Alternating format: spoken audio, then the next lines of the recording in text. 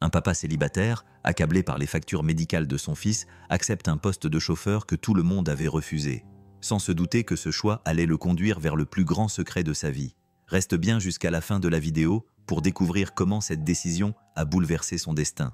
Gabriel Cruz n'aurait jamais pensé qu'accepter un boulot dont personne ne voulait changerait tout.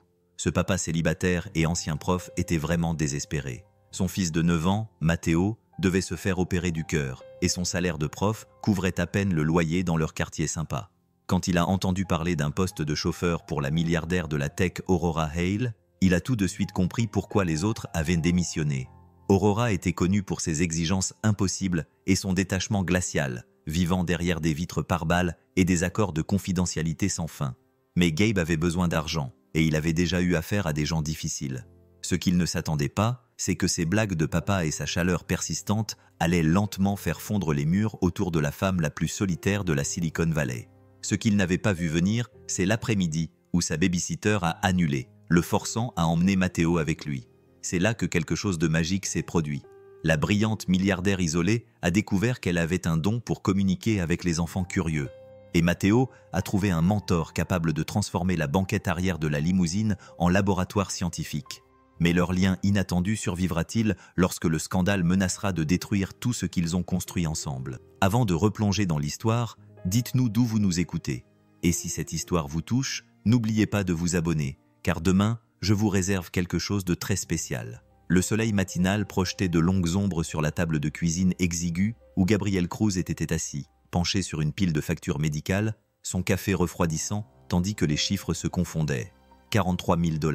Ce chiffre semblait se moquer de lui sur chaque page des consultations de spécialistes, des examens préopératoires, de l'intervention à venir qui allait réparer la malformation cardiaque de son fils. Avec son salaire d'enseignant de 38 000 $ par an, c'était comme essayer de remplir un océan avec une tasse à thé. « Papa, tu fais encore ta tête inquiète », dit une voix depuis l'embrasure de la porte. Matteo Cruz se tenait là, dans son pyjama Iron Man, ses cheveux noirs dressés dans tous les sens, serrant dans ses mains un petit engin fait de carton, de papier d'aluminium et de ce qui semblait être un panneau solaire miniature récupéré sur une calculatrice cassée. Gabe empila rapidement les billets et esquissa un sourire. « Je réfléchis juste à mes cours, mon Joe. Qu'est-ce que tu as là ?» Le visage de Matteo s'illumina lorsqu'il posa délicatement sa création sur la table. « C'est une voiture solaire. Je travaille dessus depuis que tu m'as parlé des énergies renouvelables. Tu vois, le soleil frappe ce panneau ici et il alimente ce petit moteur que j'ai récupéré sur ma vieille voiture télécommandée. » Il fit une démonstration en orientant l'appareil vers la fenêtre. Les petites roues se mirent à tourner lentement et le sourire de Matteo aurait pu alimenter tout l'appartement. « C'est incroyable, mon grand. Tu seras ingénieur un jour. » Gabe s'émerveilla devant l'ingéniosité de son fils, devant la façon dont l'esprit du garçon résolvait les problèmes avec une telle clarté. C'était un don que Gabe avait toujours encouragé, même quand l'argent était rare, en achetant des kits scientifiques dans des magasins d'occasion et en empruntant à la bibliothèque des livres sur les inventeurs et les innovations. « Je pourrais peut-être le montrer à ta classe quand tu recommenceras à enseigner, » dit Matteo en ajustant soigneusement l'une des roues. « Madame Rodriguez dit que tu étais le meilleur prof de sciences que l'école primaire Lincoln ait jamais eu. » Gabe eut un pincement au cœur. Il était remplaçant depuis 3 mois maintenant, depuis que les coupes budgétaires avaient supprimé son poste. Ce boulot irrégulier couvrait à peine leurs besoins de base, sans parler des frais médicaux croissants de Matteo. « On verra, mon Joe. Pour l'instant, je dois me concentrer sur la recherche d'un boulot mieux payé. » L'offre d'emploi était restée froissée dans sa poche pendant 2 jours, récupérée sur le tableau d'affichage du centre communautaire où elle était partiellement cachée par des annonces pour des services de babysitting et des meubles d'occasion. Chauffeur personnel, recherché pour début immédiat, salaire compétitif, discrétion requise. Le numéro de téléphone appartenait à une agence de placement de cadres, et lorsqu'il avait appelé, la voix de la femme avait été professionnellement neutre, avec une nuance d'avertissement. « Monsieur Cruz, je dois être honnête avec vous. C'est le 7e placement que nous essayons pour Madame Hale. Le poste nécessite une personne dotée d'une patience exceptionnelle. Le salaire est substantiel, mais les exigences le sont tout autant. » Gabe avait insisté pour avoir plus de détails, mais la femme était restée évasive. « Nous devrons signer un accord de confidentialité avant de pouvoir discuter des détails. Êtes-vous disponible pour un entretien cet après-midi ?» En regardant Matteo bricoler sa voiture solaire, Gabe sentait le poids de la décision peser sur ses épaules. Son fils avait besoin de cette opération dans les 4 prochains mois. Selon le docteur Martinez, la malformation cardiaque, bien que réparable, ne pouvait pas attendre indéfiniment. Chaque jour apportait plus de fatigue, plus de moments où Matteo devait s'asseoir pendant leurs promenades au parc. Papa, tu es sûr que ça va? La voix de Matteo trahissait une inquiétude mature qu'un enfant de 9 ans ne devrait pas ressentir. Ton visage fait cette grimace où tes sourcils se froncent. Gabe se pencha et ébouriffa les cheveux de son fils. Je vais bien, mon Joe. Je pense juste à une nouvelle opportunité professionnelle. Ça pourrait changer un peu notre routine. À 65 km de là, dans une tour de verre qui transperçait le ciel de San Francisco comme un éclat de cristal, Aurora Hale se tenait devant les baies vitrées de son bureau penthouse, regardant la ville s'éveiller en contrebas. À 34 ans, elle dirigeait un empire des énergies renouvelables valant 12 milliards. Pourtant, elle se sentait plus isolée que les éoliennes tournant silencieusement sur les collines lointaines. Son reflet la regardait depuis le verre pare-balles, des pommettes saillantes, des cheveux noirs tirés en un chignon sévère et des yeux de la couleur des nuages d'orage. Derrière elle, le bureau s'étendait dans une élégance minimaliste, avec un bureau sculpté dans un seul morceau de fibre de carbone recyclé, des murs tapissés de brevets et de récompenses, et une maquette de son dernier projet de panneau solaire capable d'alimenter une petite ville. Madame Hale. La voix de son assistante grésillait dans l'interphone. Votre entretien avec le chauffeur est prévu à 14 heures. Aurora serra les mâchoires. Le 7e entretien en 3 mois. Les 6 précédents avaient duré en moyenne 2 semaines chacun. L'un d'eux avait démissionné après qu'elle eut corrigé son itinéraire à travers la ville. Un autre était parti quand elle avait insisté pour vérifier 3 fois son dossier de conduite. Le plus récent n'avait tenu que 4 jours avant de déclarer qu'il était impossible de travailler avec elle. Elle s'éloigna de la fenêtre et se dirigea vers son bureau où 3 écrans affichaient des données en temps réel provenant des installations de son entreprise sur 6 continents. Des fermes solaires au Maroc, des éoliennes au Danemark, des générateurs marémoteurs au large des côtes écossaises, alimentant en énergie propre des réseaux qui dépendaient autrefois des combustibles fossiles. C'était un travail important, un travail qui rendrait le monde meilleur qu'il ne l'était avant. Mais l'isolement en était le prix à payer. Après la tentative d'enlèvement il y a 2 ans, un travail bâclé par des amateurs qui pensaient que la richesse de sa famille faisait d'elle une cible facile, elle avait érigé des murs, au sens propre comme au figuré. Le penthouse était une forteresse. La sécurité du bâtiment rivalisait avec celle des installations gouvernementales. Sa famille, autrefois simplement distante, était devenue ouvertement hostile après qu'elle eut refusé de payer la rançon qu'ils avaient secrètement négociée, choisissant plutôt de laisser le FBI gérer la situation. Son téléphone vibra, signalant un SMS de son demi-frère Marcus. La réunion du conseil d'administration est se reporter à jeudi. Papa arrive de Tokyo. Il est temps de discuter de ton avenir dans l'entreprise. Aurora effaça le message sans répondre. Elle savait ce que cela signifiait. Son père et le conseil d'administration tournaient en rond depuis des mois, cherchant le moindre signe de faiblesse, la moindre excuse pour la forcer à accepter un rôle moins important.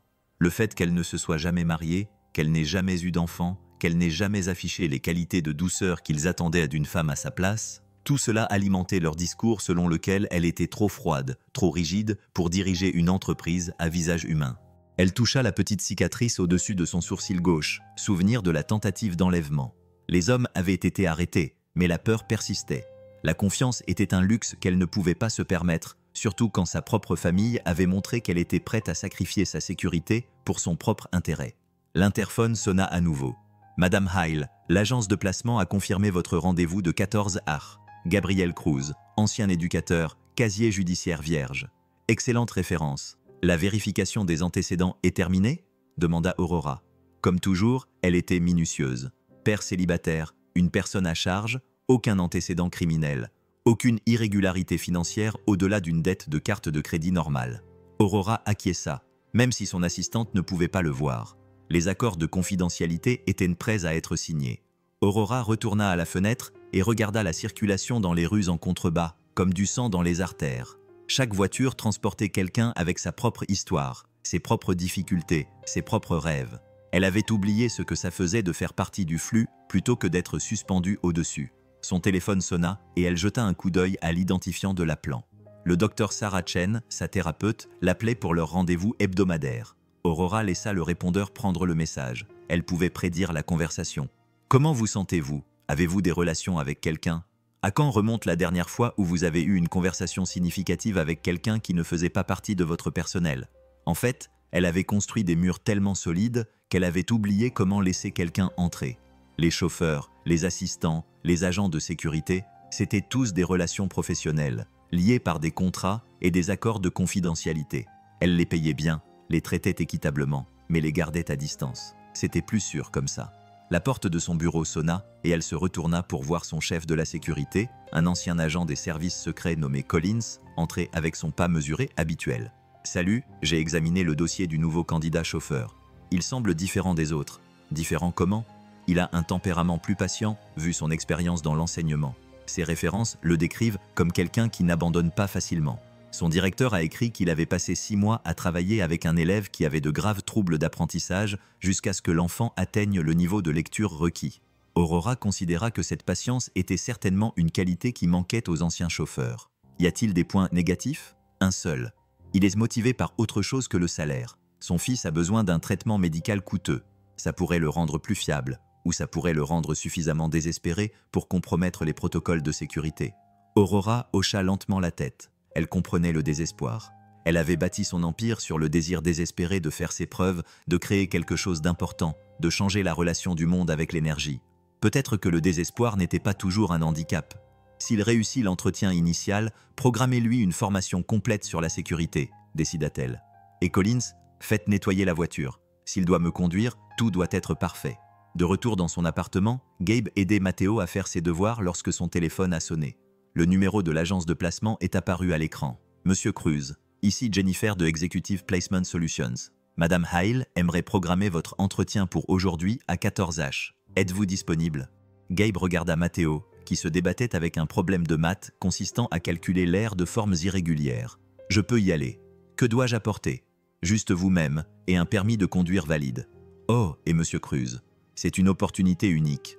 Madame Hale est très exigeante, mais elle est aussi juste. Si tu réponds à ces critères, ce poste pourrait changer ta vie. Après avoir raccroché, Gabe s'assit à côté de son fils et l'aida à résoudre le problème de maths, lui montrant comment décomposer des formes complexes en formes plus simples.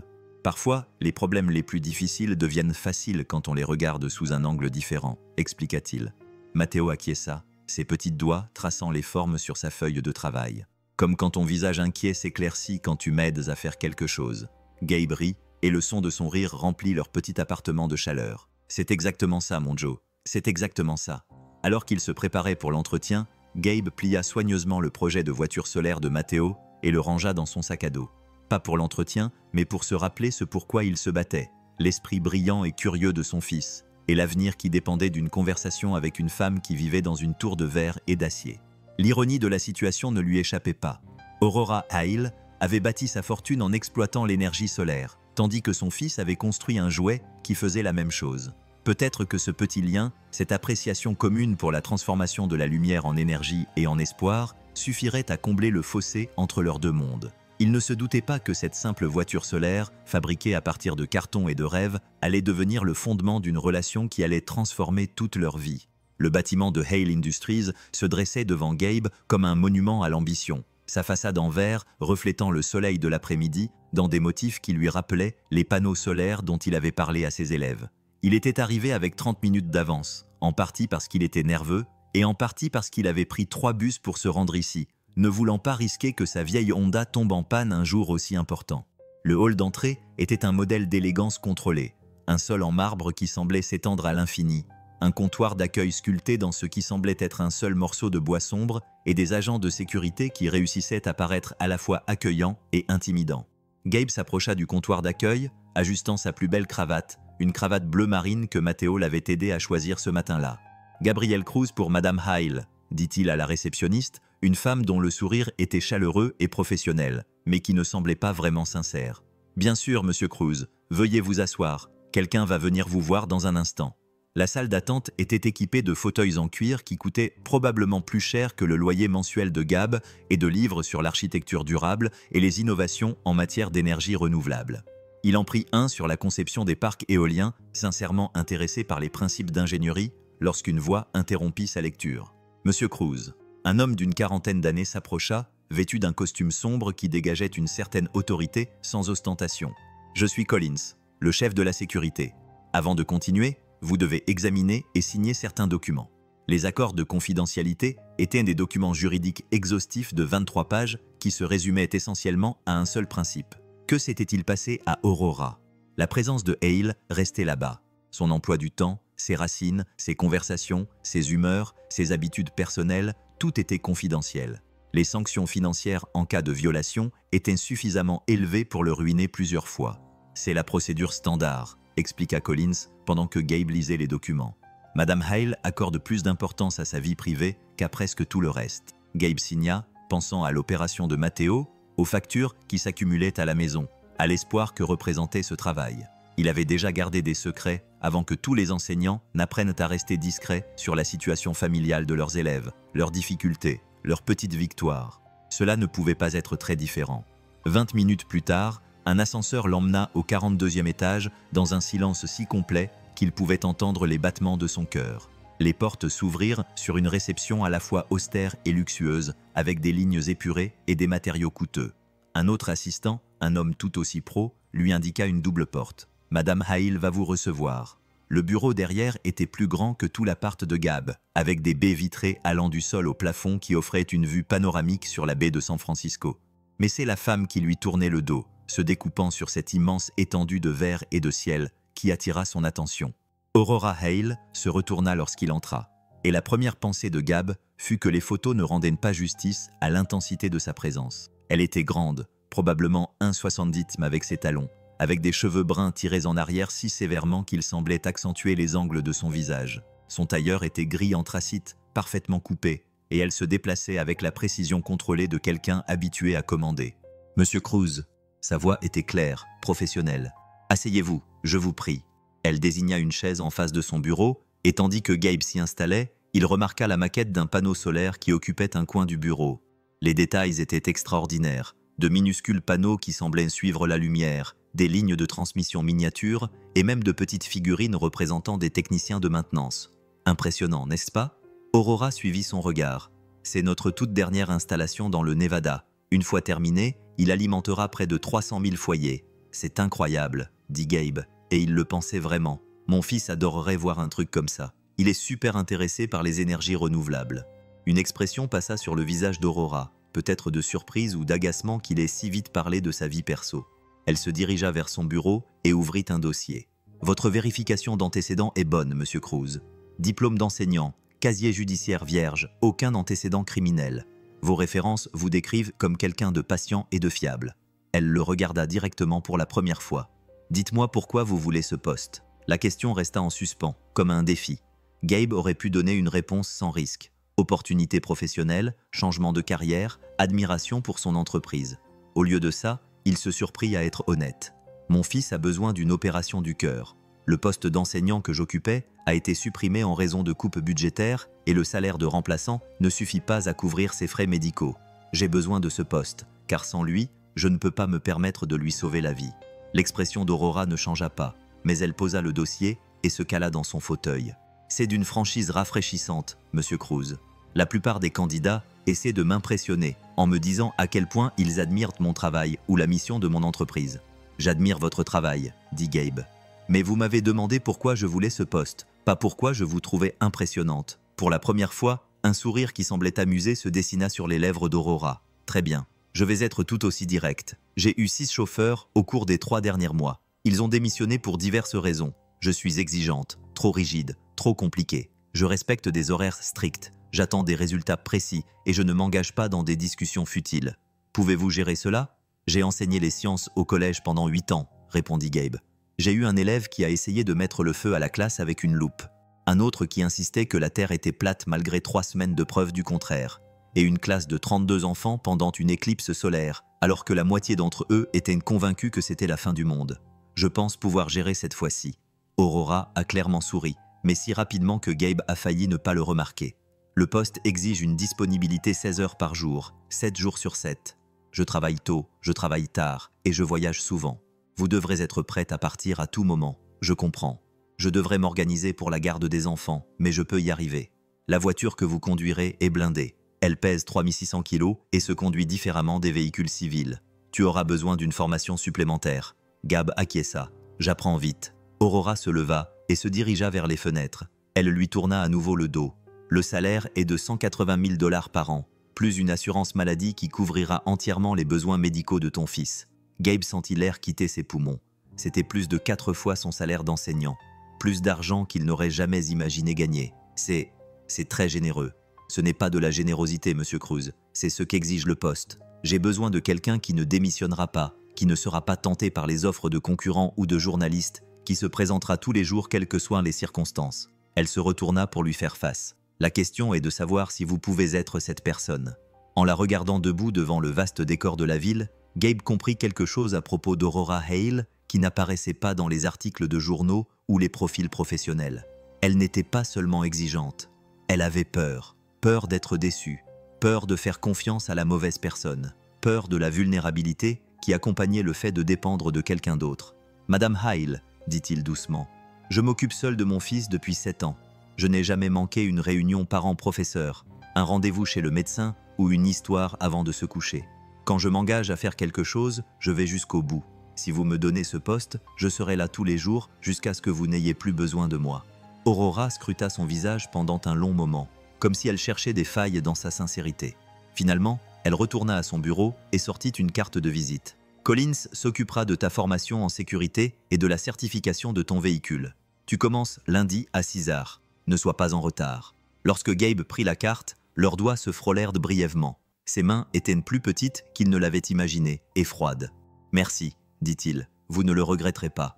J'espère que non, monsieur Cruz. J'espère vraiment que non. » En retraversant le hall d'entrée 20 minutes plus tard, Gabe avait l'impression de se déplacer dans un rêve. Dans sa poche, la carte de visite lui semblait être un talisman, une promesse que l'opération de Matteo aurait lieu, que leur vie était sur le point de changer d'une manière qu'il ne pouvait encore imaginer. Il sortit son téléphone pour appeler la babysitter de Matteo et lui annoncer la bonne nouvelle, mais il s'arrêta en passant devant l'entrée principale du bâtiment.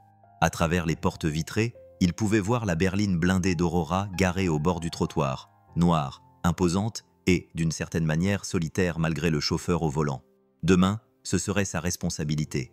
Demain, il ferait partie du monde soigneusement contrôlé d'Aurora Hale, chargé d'assurer la sécurité d'une femme qui semblait ne faire confiance à personne et avoir besoin de tout le monde. En se dirigeant vers l'arrêt de bus, Gabe se demanda ce qui avait bien pu arriver pour qu'une personne aussi brillante soit aussi isolée. Quoi qu'il en soit, il avait le sentiment qu'il était sur le point de le découvrir. Le lundi arriva avec une matinée d'octobre fraîche qui donnait à San Francisco des allures de carte postale. Gabe était réveillé depuis 4h30, vérifiant et revérifiant son apparence, passant en revue les protocoles de sécurité que Collins lui avait inculqués au cours de 3 sessions de formation intensive. La berline blindée se conduisait comme un char d'assaut avec des sièges en cuir, mais il s'était entraîné jusqu'à pouvoir la conduire les yeux fermés. À 6h pile, il s'est garé devant l'immeuble d'Aurora, le moteur ronronnant avec la confiance tranquille de l'ingénierie allemande. Le parking souterrain était un labyrinthe de béton et d'acier, avec des caméras de sécurité qui suivaient chacun de ses mouvements. Il a placé la voiture exactement là où Collins lui avait montré, côté conducteur, à exactement 3,6 mètres de l'ascenseur, le moteur en marche, prêt à partir tout de suite. Aurora sortit de l'ascenseur à 6h03, et la première leçon de Gabe sur son travail pour elle commença immédiatement. Elle se déplaçait avec une efficacité déterminée, son manteau anthracite flottant derrière elle comme une cape, son expression déjà concentrée sur les défis que la journée lui réservait. Elle ne répondit pas à son salut, se glissant sur le siège arrière comme s'il faisait partie de la mécanique de la voiture. « Moscone Center, entrée sud », dit-elle, son téléphone déjà à l'oreille. « Et prends Vaness Market Street, il y aura des bouchons. » Le trajet à travers la ville fut une véritable leçon de chaos contrôlé. Aurora passa 3 appels téléphoniques différents, examina des documents sur sa tablette, et réussit même à se mettre du rouge à lèvres à un feu rouge sans perdre le fil de sa conversation sur les taux d'efficacité des éoliennes. Gabe se trouva étrangement impressionné par sa capacité à compartimenter, à fonctionner à un niveau aussi élevé tout en étant entouré par la réalité banale du trafic et des travaux. « Chauffeur », dit-elle alors qu'ils approchaient du Moscone Center, et Gabe mit un moment à comprendre qu'elle s'adressait à lui. « Va dans le tour du pâté de maison.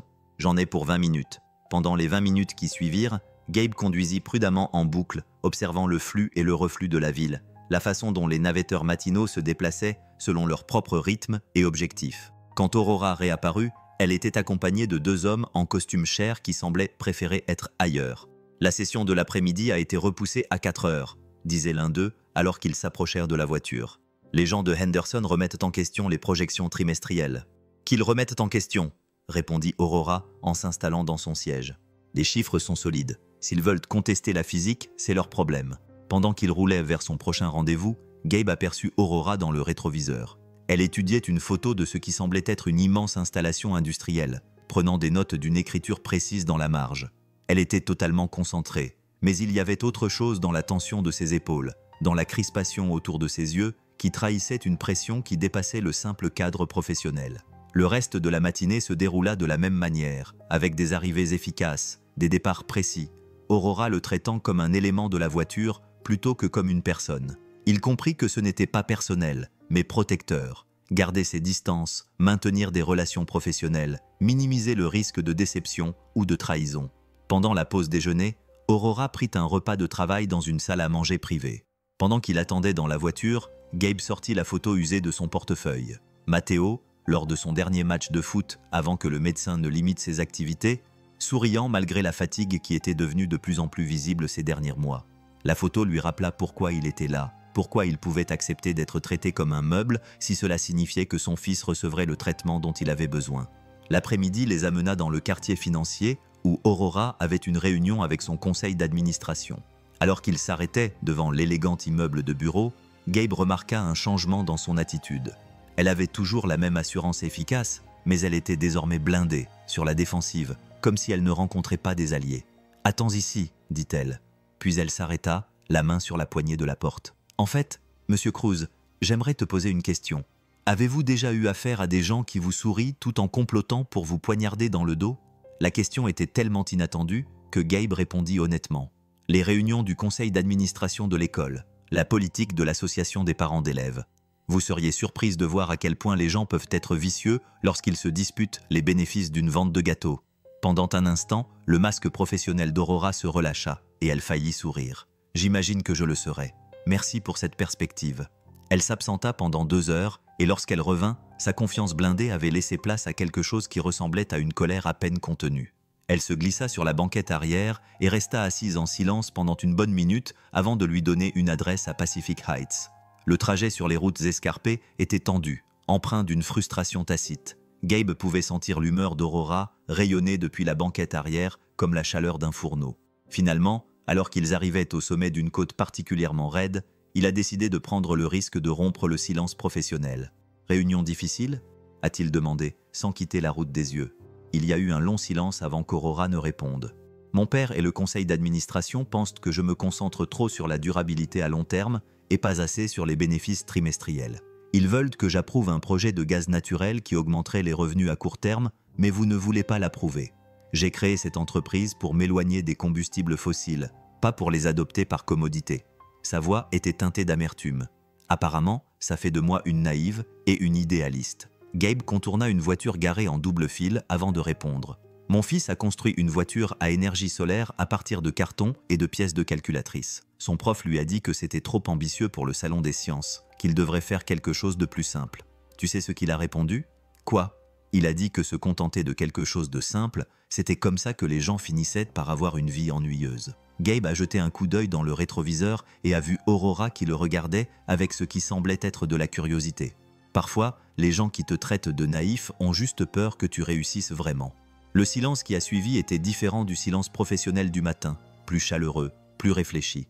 Quand ils se sont arrêtés devant l'immeuble d'Aurora, elle n'est pas sortie tout de suite de la voiture. « Monsieur Cruz, dit-elle finalement, demain matin, on part à 5h30.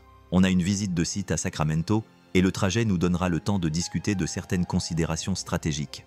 Bien sûr, Madame Hale et Monsieur Cruz, merci pour votre point de vue. Ça fait longtemps que personne ne m'en a donné. » En la regardant disparaître dans l'immeuble, Gabe réalisa que quelque chose avait changé pendant leur conversation. Pendant un instant, Aurora Hale lui avait laissé entrevoir, derrière son armure professionnelle, la personne qui se cachait derrière quelqu'un qui menait des combats sur plusieurs fronts. Elle essayait de rester fidèle à ses principes, alors qu'elle était entourée de gens qui privilégiaient le profit à la raison d'être. En rentrant chez lui dans le trafic du soir, Gabe se surprit à penser à la photo qu'Aurora avait étudiée ce matin-là, une sorte d'installation industrielle qui semblait lui tenir profondément à cœur. Il se demanda quels rêves et quelles ambitions étaient liés à ce projet. Quelle vision de l'avenir elle se battait pour protéger. Quand il est arrivé chez lui, Matteo était à la table de la cuisine en train de faire ses devoirs de maths, la voiture solaire posée à côté comme un talisman de possibilités. Son fils a levé les yeux avec un sourire radieux qui rendait tous les moments difficiles valables. « Comment s'est passée ta première journée, papa ?» Intéressante, a répondu Gabe en s'installant sur la chaise à côté de lui.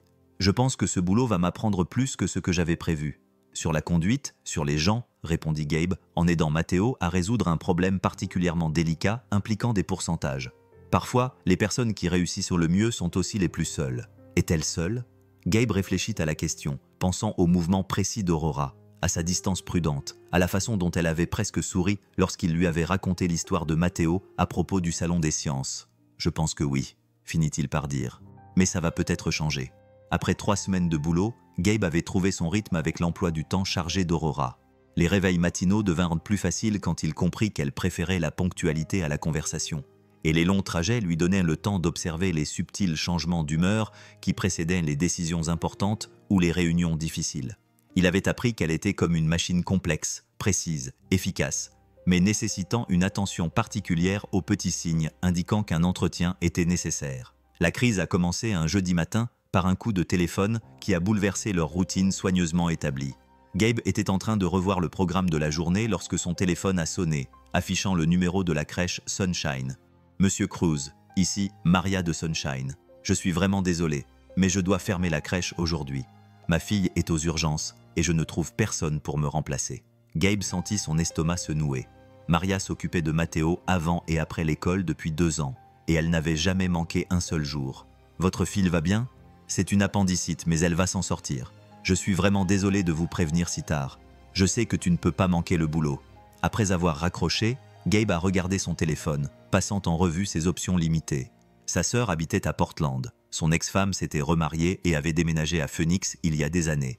Les voisins en qui il avait confiance travaillaient tous pendant la journée. Il était censé aller chercher Aurora dans 40 minutes pour une journée comprenant 3 réunions du conseil d'administration et une visite d'une usine de fabrication à San José. Son téléphone a vibré, signalant un SMS de Matteo. « Papa, Madame Rodriguez dit que je ne peux pas rester après l'école aujourd'hui parce qu'il désinfecte le bâtiment. Où dois-je aller ?» La décision s'imposa avec une clarté dérangeante. Il devait emmener Matteo avec lui. Cela enfreignait tous les protocoles établis par Collins, violait plusieurs procédures de sécurité et mettrait presque certainement fin à son emploi. Mais l'alternative était de laisser son fils de 9 ans seul pendant 12 heures, et ce n'était pas un choix qu'il pouvait faire. Quand il est arrivé à l'immeuble d'Aurora, Matteo était assis tranquillement sur la banquette arrière, vêtu de ses plus beaux habits et serrant contre lui un sac à dos rempli de devoirs, de livres et de son projet de voiture solaire. Le bracelet d'hôpital à son petit poignet, souvenir de son dernier rendez-vous chez le cardiologue, semblait briller dans la lumière du matin. « Papa, tu es sûr que ça va ?»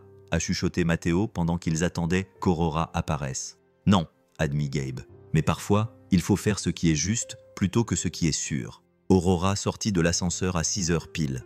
Son rythme habituel ralentit lorsqu'elle vit le passager supplémentaire. Elle s'approcha lentement de la voiture, son expression indéchiffrable derrière son masque professionnel.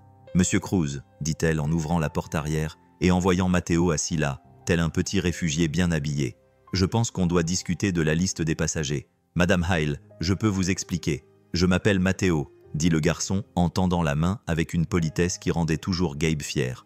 Je suis désolé pour le dérangement, madame. Ma babysitter a eu une urgence familiale et mon père ne pouvait pas me laisser seul. » Aurora regarda la main tendue pendant un instant, puis la serra avec le même sérieux que Matteo.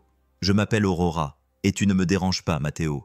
Tu es une variable inattendue dans un système soigneusement planifié. » Elle se glissa sur la banquette arrière, se positionnant dans le coin le plus éloigné, comme si elle essayait de maximiser la distance entre elle et l'enfant.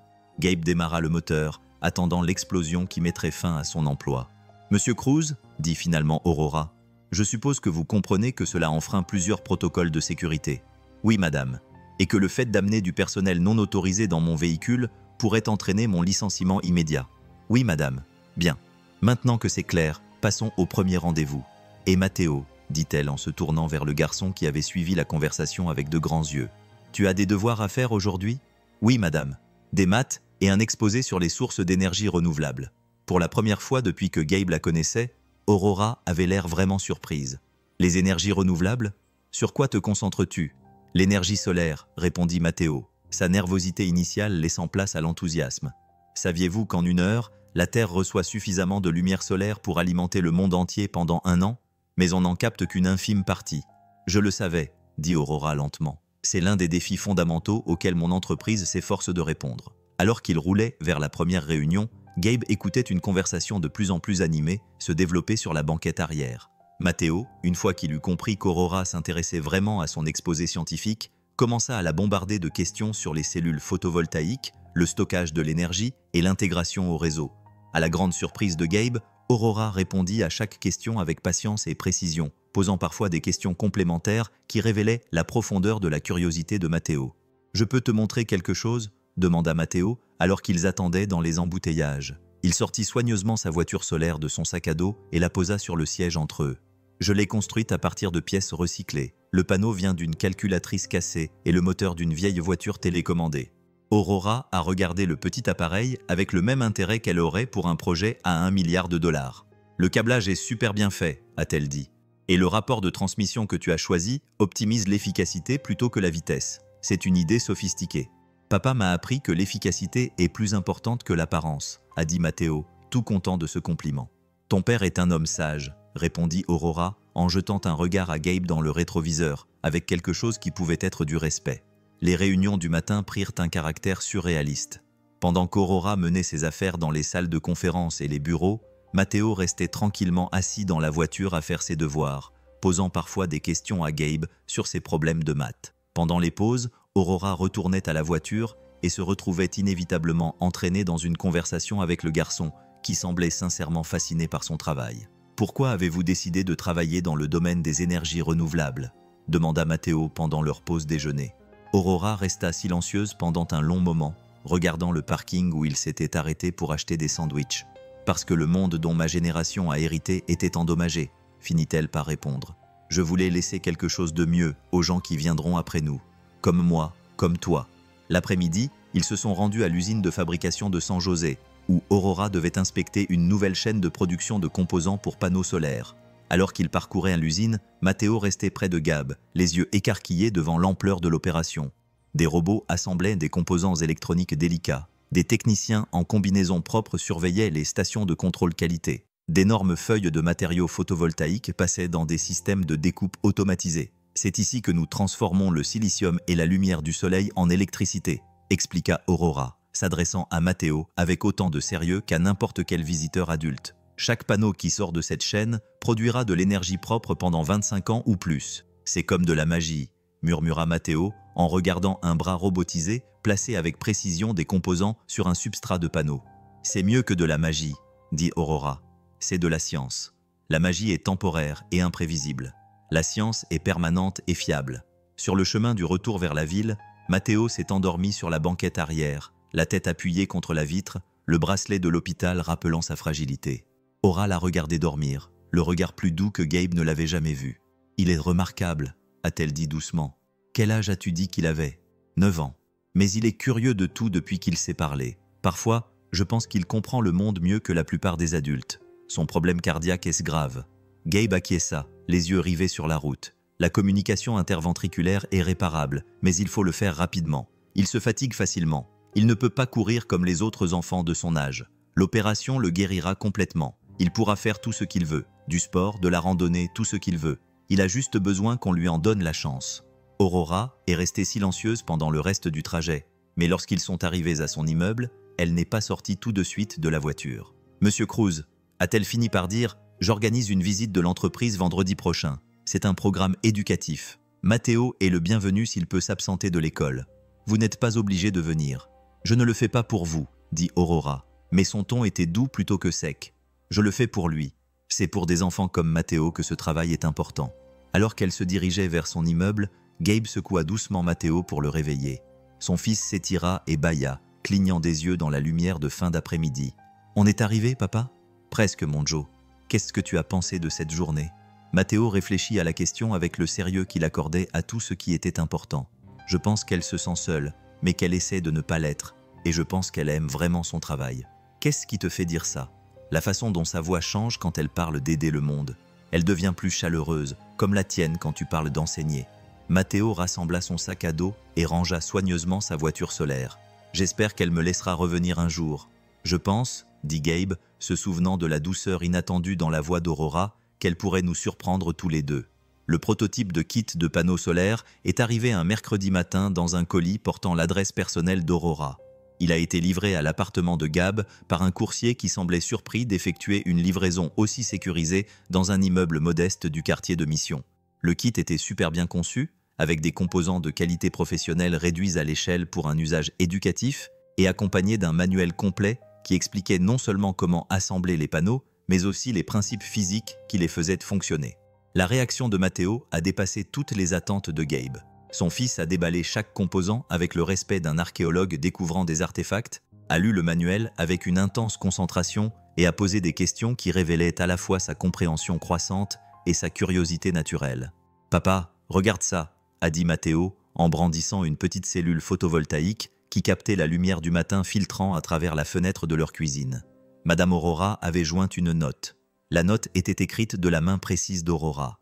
Pour un jeune scientifique qui comprend que l'efficacité est plus importante que l'apparence, construit quelque chose d'extraordinaire.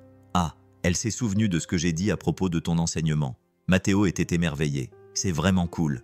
Au cours des semaines suivantes, le kit de panneaux solaires est devenu le centre de leur soirée ensemble. Après le retour de Gab du travail et la fin des devoirs de Matteo, ils étalaient les composants sur leur petite table de cuisine et travaillaient ensemble pour comprendre comment les photons devenaient des électrons, comment les électrons devenaient du courant, comment le courant devenait de l'énergie.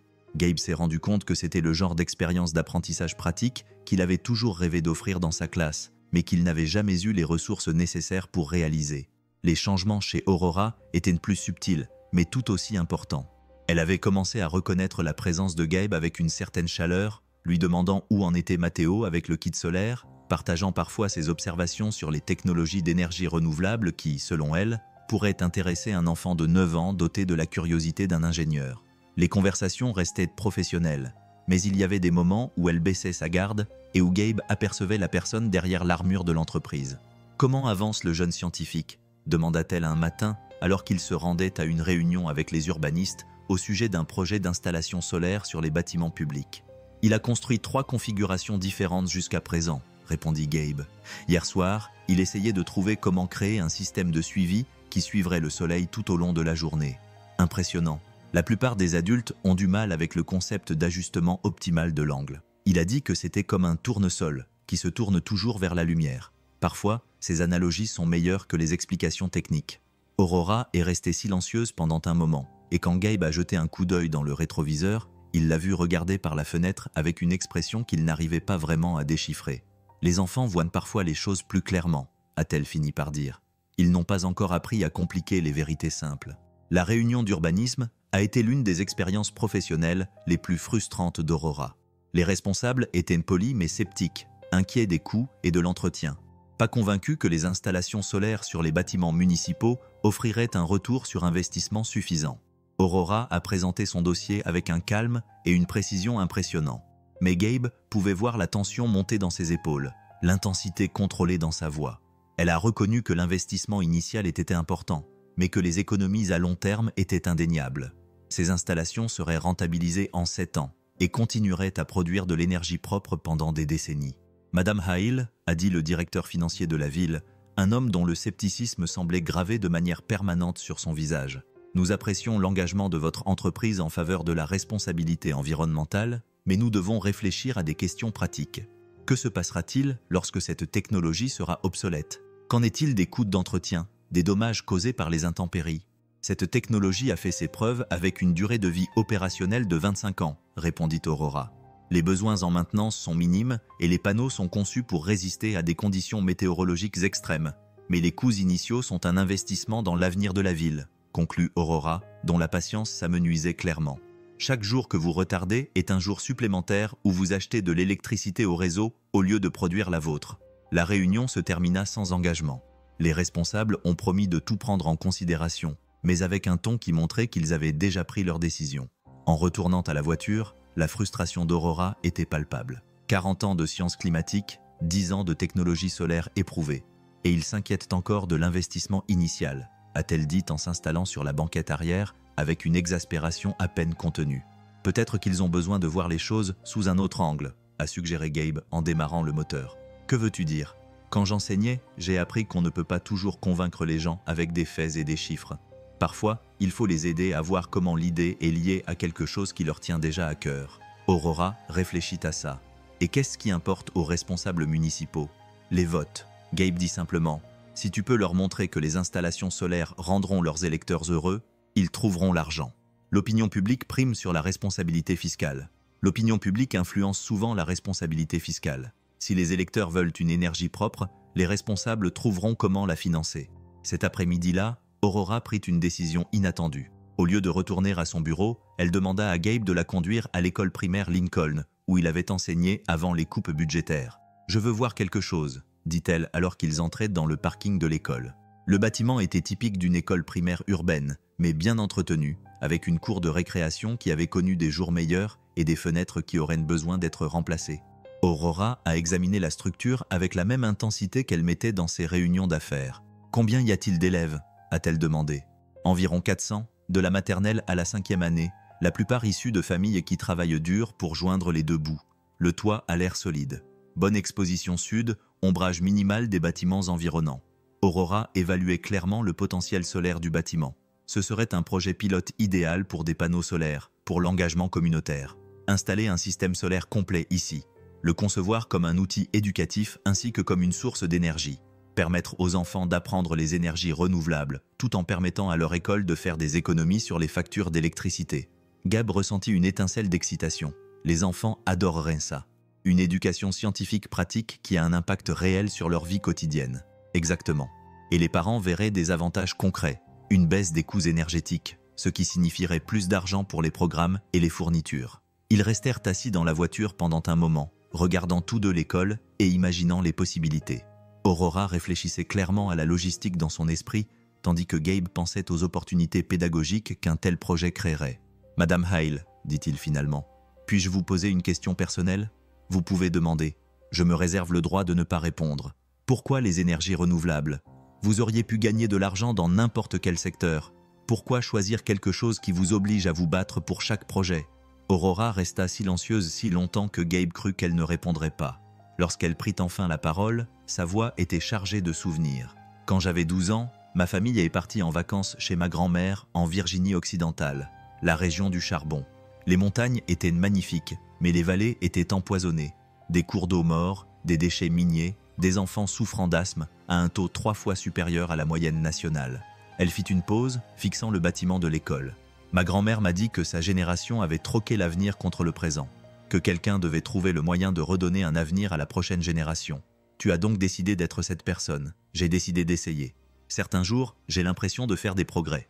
D'autres jours, je participe à des réunions avec des responsables municipaux qui se soucient plus des budgets trimestriels que de l'impact générationnel, et je me demande si je ne me bats pas contre des moulins à vent. Mais les moulins à vent produisent de l'électricité, a dit Gabe, provoquant un rire surpris d'Aurora.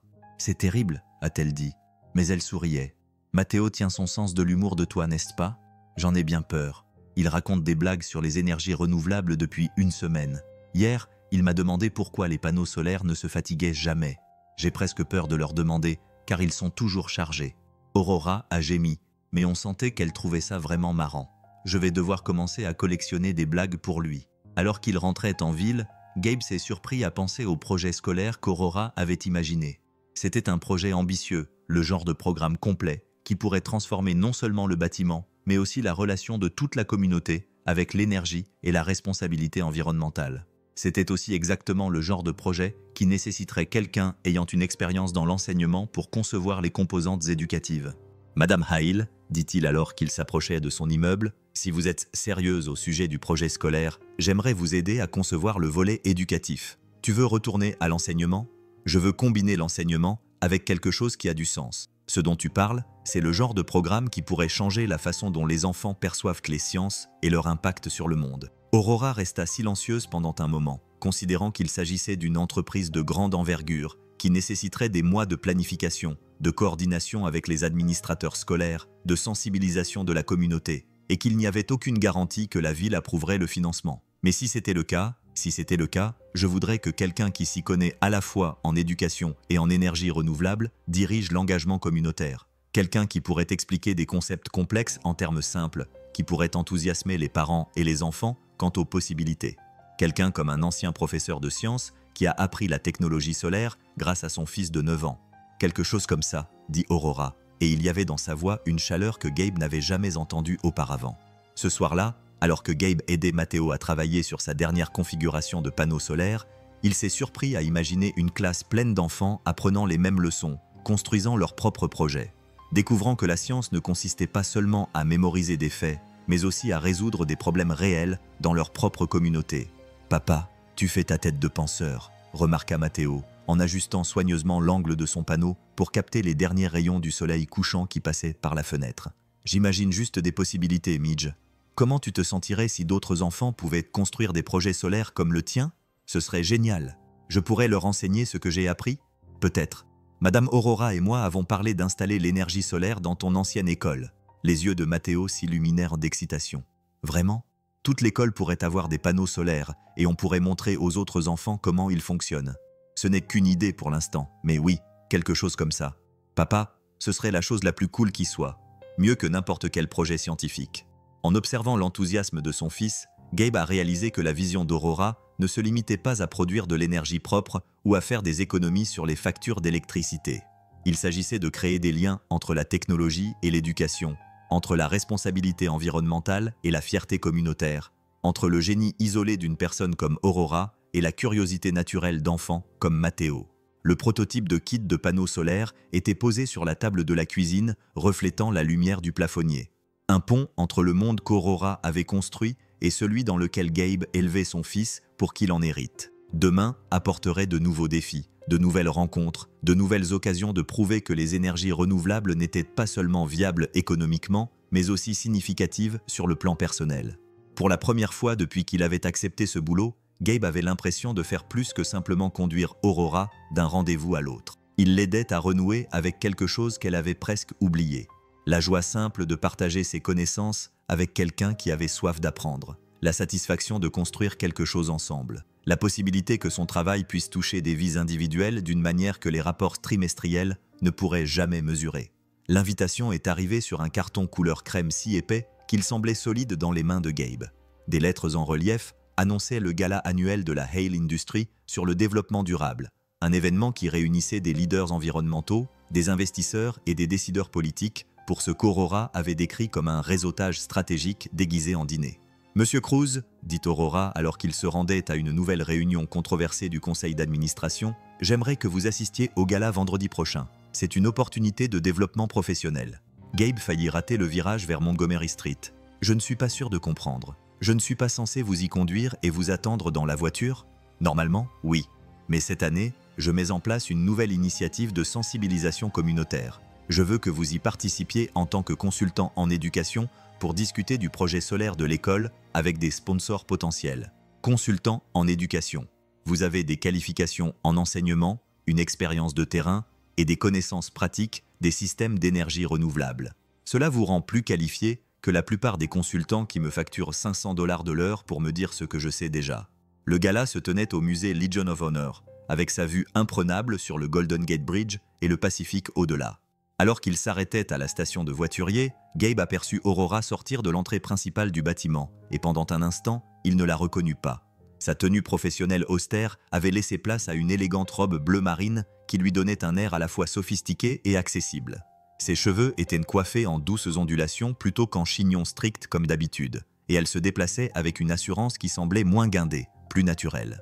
Gabe se rendit compte qu'elle avait l'air d'une personne à l'aise dans sa peau plutôt que de devoir constamment se défendre. « Waouh !» dit Matteo depuis la banquette arrière où il lisait tranquillement. « Madame Aurora est vraiment jolie. » Elle l'était effectivement, mais plus encore, elle avait l'air heureuse, sincèrement ravie plutôt que professionnellement satisfaite.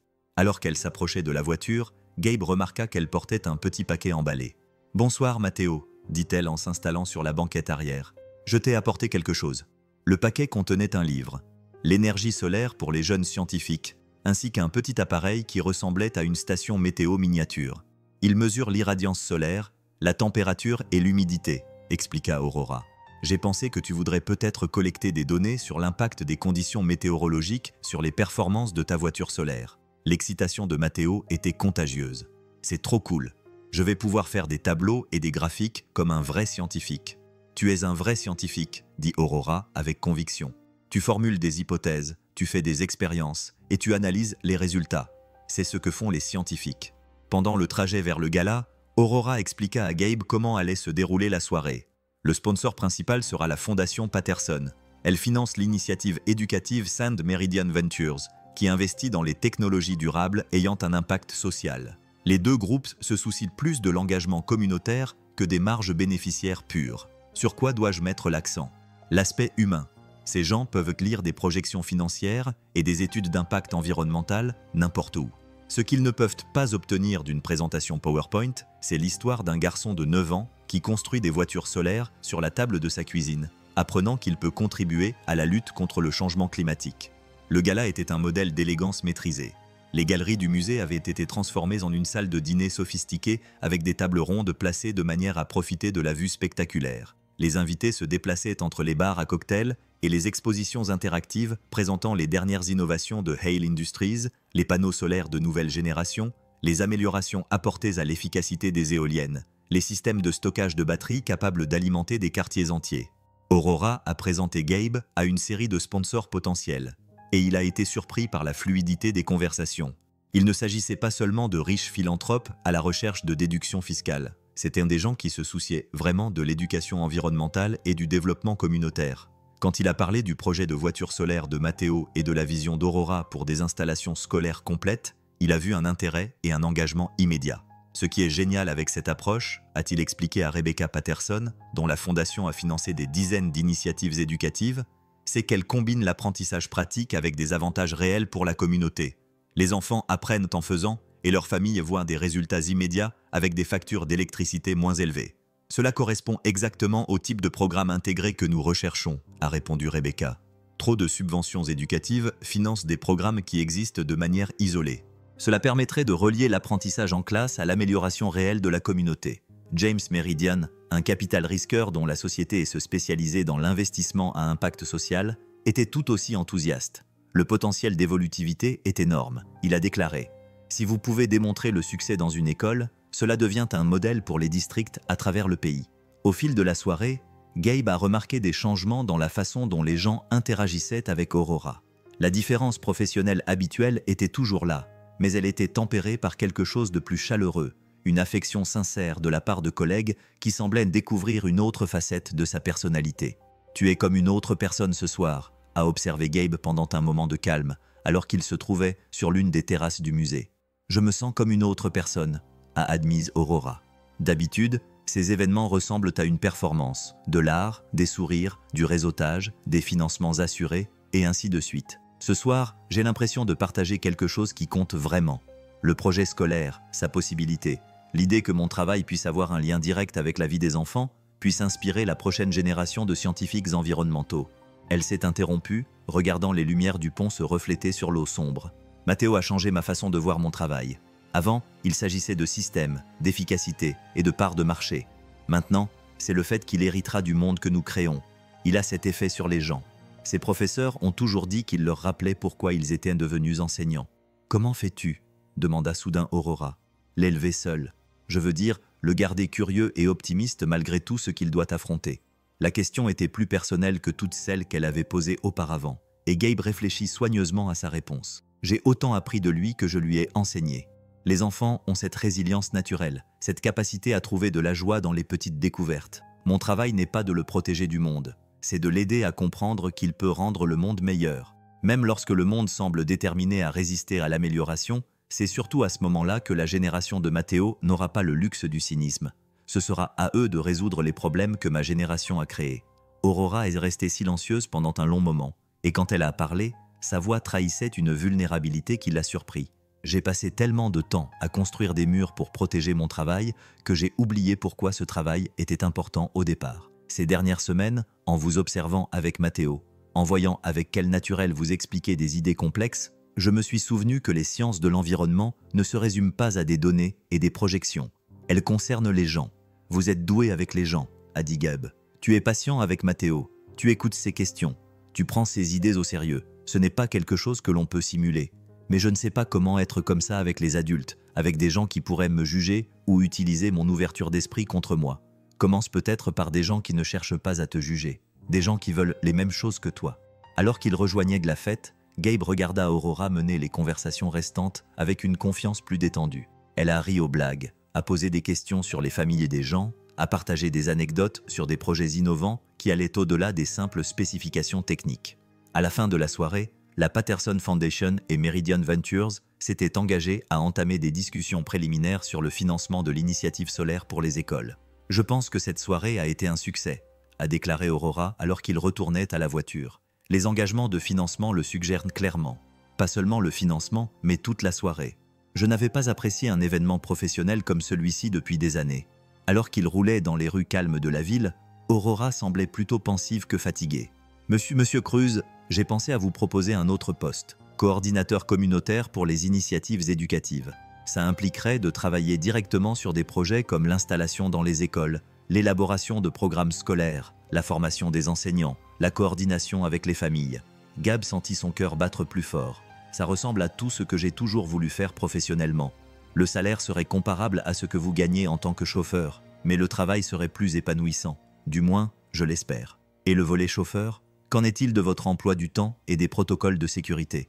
Collins m'a suggéré que j'avais besoin de plus d'indépendance de toute façon. Et honnêtement, il serait plus utile que vous vous concentriez sur les programmes communautaires plutôt que de me conduire à des réunions où nous discutons de ces mêmes programmes. Quand cela commencerait-il? Dès que tu seras prêt, on pourrait l'annoncer lors de la réunion du conseil scolaire la semaine prochaine, en supposant qu'ils approuvent le projet pilote. Lorsqu'ils se sont arrêtés devant l'immeuble d'Aurora, elle n'est pas sortie immédiatement de la voiture. Monsieur Cruz, merci de m'avoir aidé ce soir à me rappeler que les affaires ne doivent pas nécessairement être purement transactionnelles, que les relations professionnelles peuvent être personnelles sans être vulnérables. Merci de m'avoir fait confiance pour quelque chose qui compte pour toi. Ça compte pour nous tous, répondit Aurora. C'est ce que j'avais oublié en cours de route. Le changement climatique n'est pas ma croisade personnelle, c'est notre défi commun. Et pour le relever, il faut créer des liens, pas seulement installer des panneaux solaires. En rentrant chez lui, Gabe pensa à appeler Matteo pour lui raconter les événements de la soirée, mais décida d'attendre le lendemain matin. Les nouvelles de ce soir méritaient d'être célébrées comme il se doit, avec des crêpes, des expériences avec des panneaux solaires et des projets d'avenir qui semblaient soudainement plus prometteurs que ce qu'ils avaient osé imaginer. Les faux documents sont arrivés comme une flèche empoisonnée, diffusée avec une précision chirurgicale dans les journaux télévisés du matin. Gabe prenait son petit déjeuner avec Matteo, tous deux enthousiasmés par la réunion du conseil d'administration de l'école prévue cet après-midi-là, lorsque son téléphone a commencé à sonner avec des appels provenant de numéros qu'il ne reconnaissait pas. « Papa, pourquoi as-tu autant d'appels manqués ?» demanda Matteo, levant les yeux de son bol de céréales, où il menait ce qu'il appelait une expérience de densité avec différents types de céréales. Avant que Gabe n'ait pu répondre, son téléphone sonna à nouveau. Cette fois, c'était Aurora, et sa voix avait une intensité qu'il n'avait jamais entendue auparavant. « Monsieur Cruz, ne parlez à aucun journaliste. Ne répondez à aucun appel provenant de numéros inconnus. Venez immédiatement à mon bureau. Qu'est-ce qui se passe? Quelqu'un a divulgué des documents confidentiels suggérant que vous avez vendu des informations sur mon emploi du temps et mes protocoles de sécurité à des concurrents.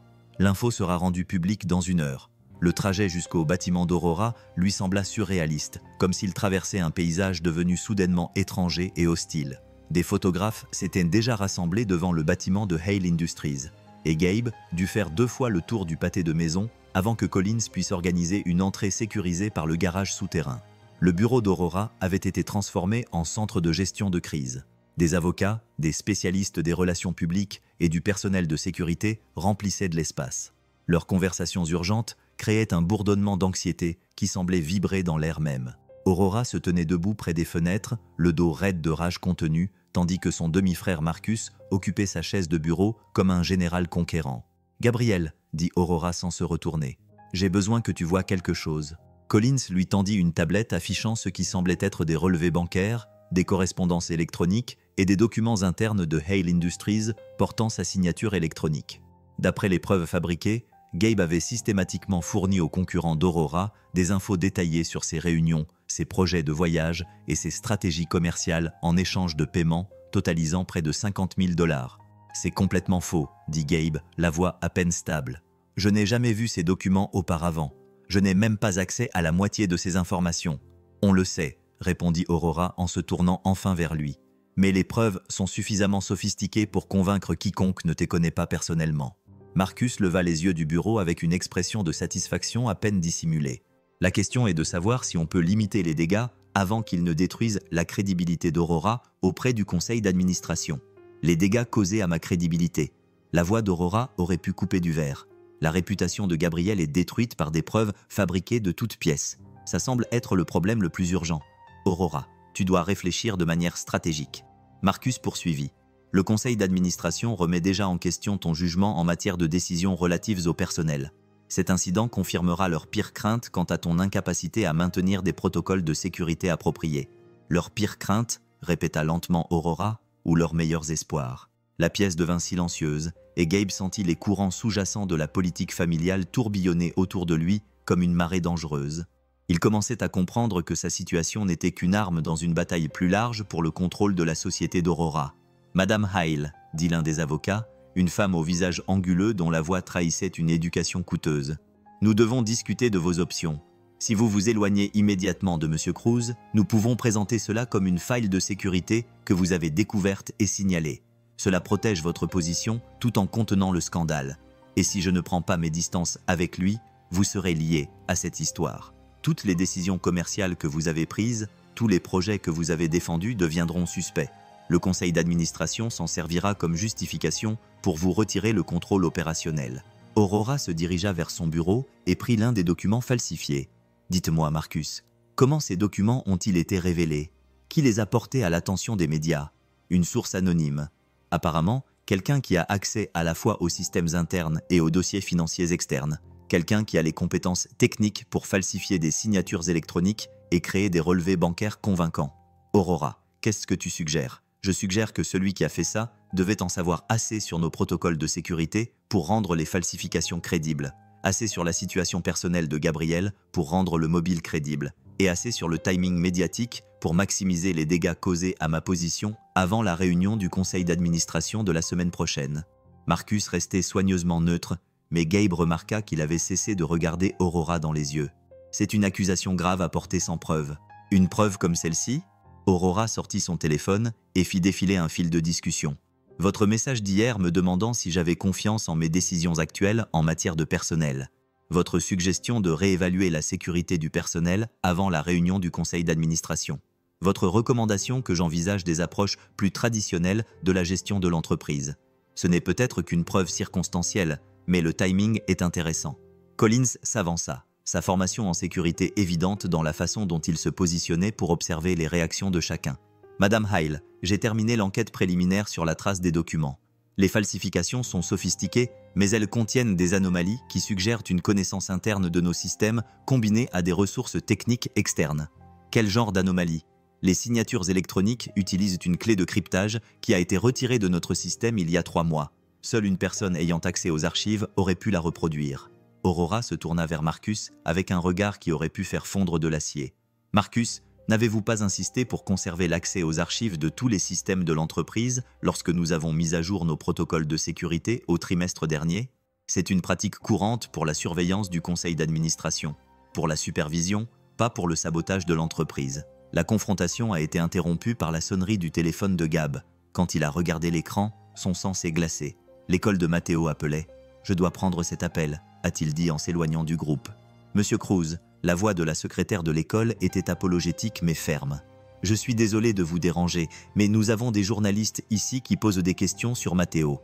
Le directeur a pensé que vous deviez le savoir. Des journalistes à l'école. Ils posent des questions sur votre relation avec Madame Hyle, pour savoir si Matteo s'est rendu dans son bureau ou a participé à ses visites guidées. On n'a rien dit, mais on ne peut pas les empêcher d'accéder à un lieu public. » Gabe sentit le monde basculer. Que sa propre réputation soit détruite était une chose, mais impliquer Matteo dépassait les limites et le rendait physiquement malade. « Pouvez-vous le garder à l'intérieur jusqu'à mon arrivée ? » « Bien sûr. Mais Monsieur Cruz, tu dois savoir que d'autres parents se posent aussi des questions. Ils se demandent si le fait que Matteo soit mêlé à cette histoire pourrait avoir un impact sur l'école. » Après avoir raccroché, Gabe s'est retourné vers la salle remplie d'avocats et de cadres, qui le regardaient tous avec des expressions allant de la sympathie au calcul. « Ils s'en prennent à mon fils, » a-t-il dit doucement. Les journalistes de son école se demandent s'il représente un risque pour la sécurité. Aura a fini par craquer. « C'est inadmissible. Il a 9 ans mais c'est efficace », a fait remarquer Marcus. Rien ne motive plus un parent que les menaces qui pèsent sur le bien-être de son enfant. La cruauté de cette déclaration flottait dans l'air comme un gaz toxique. Aurora a regardé son demi-frère avec une expression que Gabe n'avait jamais vue auparavant. Ce n'était pas de la colère, mais quelque chose de plus froid et de plus dangereux. « Tout le monde dehors », dit Aurora calmement, sauf Gabriel et Collins. « Aura, on doit prendre une décision », commença Marcus. « Tout le monde dehors maintenant. » Une fois la pièce vide, Aurora se dirigea vers son coffre-fort et en sortit un petit appareil d'enregistrement. « Gabriel, je veux que tu comprennes quelque chose. Cette attaque contre toi et Matteo n'est pas le fruit du hasard. C'est une action coordonnée visant à me retirer le contrôle opérationnel de cette entreprise. Mais pourquoi nous prendre pour cible? Parce que vous représentez tout ce que ma famille et le conseil d'administration trouvent menaçant dans mon leadership. Vous me rappelez que je privilégie les personnes plutôt que le profit, que je prends des décisions basées sur mes convictions personnelles plutôt que sur des considérations purement financières. » Elle activa l'appareil d'enregistrement. « Cette conversation doit être documentée. À quoi penses-tu? » Je pense que Marcus a fait une erreur. Il est tellement déterminé à m'écarter qu'il a commis plusieurs crimes fédéraux. Fraude, intrusion informatique, peut-être même complot. Collins acquiesça d'un air sombre. Les preuves sont de plus en plus claires, mais pour engager des poursuites, Madame Hale devra prendre publiquement position contre sa propre famille, et Gabriel devra rester sous les feux de la rampe pendant qu'on monte le dossier, ajouta Aurora. Ce qui veut dire plus d'attention médiatique, plus de surveillance sur Matteo, plus de pression sur vous deux. Dit-on, ici, d'ici. Gabe pensa à son fils, probablement assis dans le bureau du directeur, se demandant pourquoi les journalistes posaient des questions sur le boulot de son père, essayant de comprendre pourquoi quelque chose qui était si excitant était soudain devenu effrayant. « Quelles sont mes alternatives? Tu peux accepter l'accord que Marcus va proposer. » Aurora dit. « Disparaît discrètement. Signe un autre accord de confidentialité. Laisse-les présenter ça comme une faille de sécurité qui a été détectée et maîtrisée. Toi et Matteo recevrez une compensation financière et pourrez prendre un nouveau départ ailleurs. Et toi? Je mènerai cette bataille seul, encore une fois. » Le choix s'imposa avec une douloureuse évidence. Gab pouvait protéger son fils en acceptant la défaite, ou il pouvait se ranger aux côtés d'Aurora et tout risquer dans un combat qui pourrait les détruire tous les deux. « Madame Hale, dit-il finalement, je dois aller chercher Matteo à l'école, mais après ça, je veux entendre ton plan pour prouver que ces documents sont des faux. Même si ça veut dire plus d'attention médiatique, plus de pression sur Matteo, surtout dans ce cas-là, si on s'enfuit maintenant, Marcus gagne, et les gens comme lui trouvent toujours de nouvelles cibles. » Aurora sourit pour la première fois depuis le début de la crise. « Collins, annule mes réunions de l'après-midi. On a des preuves à rassembler et un dossier à monter. Et Gabriel, ajouta-t-elle alors qu'il s'apprêtait à partir, amène Matteo ici après l'école. C'est plus sûr que ton appart et il aimera peut-être voir comment on va utiliser la technologie pour attraper les gens qui ont essayé de nous faire du mal. » Alors que Gabe traversait la ville en voiture pour se rendre à l'école de Matteo, il réalisa que la routine confortable qu'il s'était construite au cours des derniers mois était terminée. Ce qui allait suivre mettrait à l'épreuve non seulement sa relation avec Aurora, mais aussi sa capacité à protéger son fils tout en se battant pour quelque chose de plus important que leur propre sécurité. Les faux documents avaient pour but de les diviser. Au lieu de ça, ils avaient révélé les véritables lignes de front et forcé tout le monde à choisir son camp. Il était maintenant temps de découvrir de quoi ils étaient capables alors que tout était en jeu. Les images de sécurité de la berline d'Aurora devinrent leur bouée de sauvetage, un fil numérique qui prouverait l'innocence de Gab ou confirmerait sa culpabilité aux yeux du monde entier. Collins avait découvert que le système de surveillance interne de la voiture avait non seulement enregistré les conversations dans l'habitacle, mais aussi chaque fois que Gabe avait accédé au système de communication intégré du véhicule, que les preuves falsifiées prétendaient qu'il avait utilisé pour transmettre des informations confidentielles. Chaque appel téléphonique, chaque email, chaque transfert de données est horodaté et crypté, expliqua Collins alors qu'ils examinaient les images dans le bureau d'Aurora. Si Gabriel avait transmis des informations via les systèmes de la voiture, on en aurait une trace. Matteo était assis tranquillement dans un coin, faisant ses devoirs, pendant que les adultes disséquaient les preuves qui allaient déterminer leur avenir. Il avait pris les journalistes et les accusations avec la résilience dont les enfants font parfois preuve lorsque leur monde est bouleversé. Mais Gabe pouvait voir la tension dans la manière prudente dont son fils colorait à l'intérieur des lignes et dans la précision avec laquelle il empilait ses feuilles de travail terminées. Le problème, a dit Aurora en étudiant l'analyse médico-légale sur sa tablette, c'est que l'absence de preuve n'est pas la même chose que la preuve de l'innocence. On peut prouver que Gabriel n'a pas utilisé les systèmes de la voiture pour transmettre des infos, mais on ne peut pas prouver qu'il n'a pas utilisé d'autres méthodes. Mais on peut prouver que les documents sont des faux, a ajouté Collins. Les signatures électroniques utilisent des protocoles d'authentification qui ont été modifiés après les dates figurant sur les documents. Il est techniquement impossible que Gabriel ait signé ces fichiers à la date indiquée. Le téléphone d'Aurora a vibré, signalant un message urgent. Cabinet du docteur Martinez. L'opération de Matteo a été avancée à vendredi. Gabe sentit son estomac se nouer. Pourquoi? Qu'est-ce qui ne va pas? Son dernier examen cardiaque a révélé certaines irrégularités. Rien de dangereux dans l'immédiat, mais le docteur Martinez souhaite procéder à l'opération le plus tôt possible. Matteo leva les yeux de ses devoirs, son esprit de 9 ans traitant les implications avec une clarté dévastatrice. « Est-ce que je suis de plus en plus malade ?»« Non, Mojo, » répondit Gabe en s'agenouillant à côté de la chaise de son fils. « Les médecins veulent juste réparer ton cœur avant que tu aies des problèmes. C'est en fait une bonne nouvelle. Ça veut dire que l'opération va avoir lieu. Mais qu'en est-il de tous les journalistes et des articles sur papa ?» La voix de Matteo était faible mais ferme. « Et s'ils nous suivent à l'hôpital ?» La question frappa Gabe comme un coup physique. En se concentrant sur la réhabilitation de son nom et le soutien d'Aurora dans sa lutte contre sa famille, il avait perdu de vue la considération la plus importante, le besoin d'intimité et de tranquillité de son fils pendant l'expérience la plus effrayante de sa jeune vie. Aurora se leva et se dirigea vers les fenêtres, sa silhouette se découpant nettement sur le ciel de l'après-midi. « Gabriel, je veux que tu prennes un congé. Concentre-toi entièrement sur l'opération et le rétablissement de Matteo. Laisse-moi m'occuper de la bataille juridique. Tu ne peux pas mener ce combat seul. J'ai lutté seul toute ma carrière. Ce n'est qu'une autre bataille dans la salle du conseil, avec des enjeux plus importants. » « Non, » dit Gabe fermement. « C'est différent. Cette fois, tu as des alliés qui se soucient du résultat pour des raisons personnelles, pas seulement professionnelles. » Collins s'éclaircit la gorge avec diplomatie. « Si je peux suggérer un compromis, nous continuons à rassembler des preuves et à monter le dossier juridique, mais nous le faisons discrètement. Pas de conférence de presse, pas de déclaration publique avant l'opération de Matteo. Laissons Marcus croire qu'il est en train de gagner pendant qu'on prépare notre réponse. » Aurora se retourna vers la pièce. Marcus convoque une réunion d'urgence du conseil d'administration pour jeudi. Il va utiliser ce scandale pour forcer un vote de défiance à mon égard. Et si le conseil se range de son côté, je perdrai le contrôle opérationnel de l'entreprise que j'ai bâtie. Marcus deviendra PDG, et les initiatives en matière d'énergie renouvelable seront réduites au profit de projets plus prudents sur le plan financier.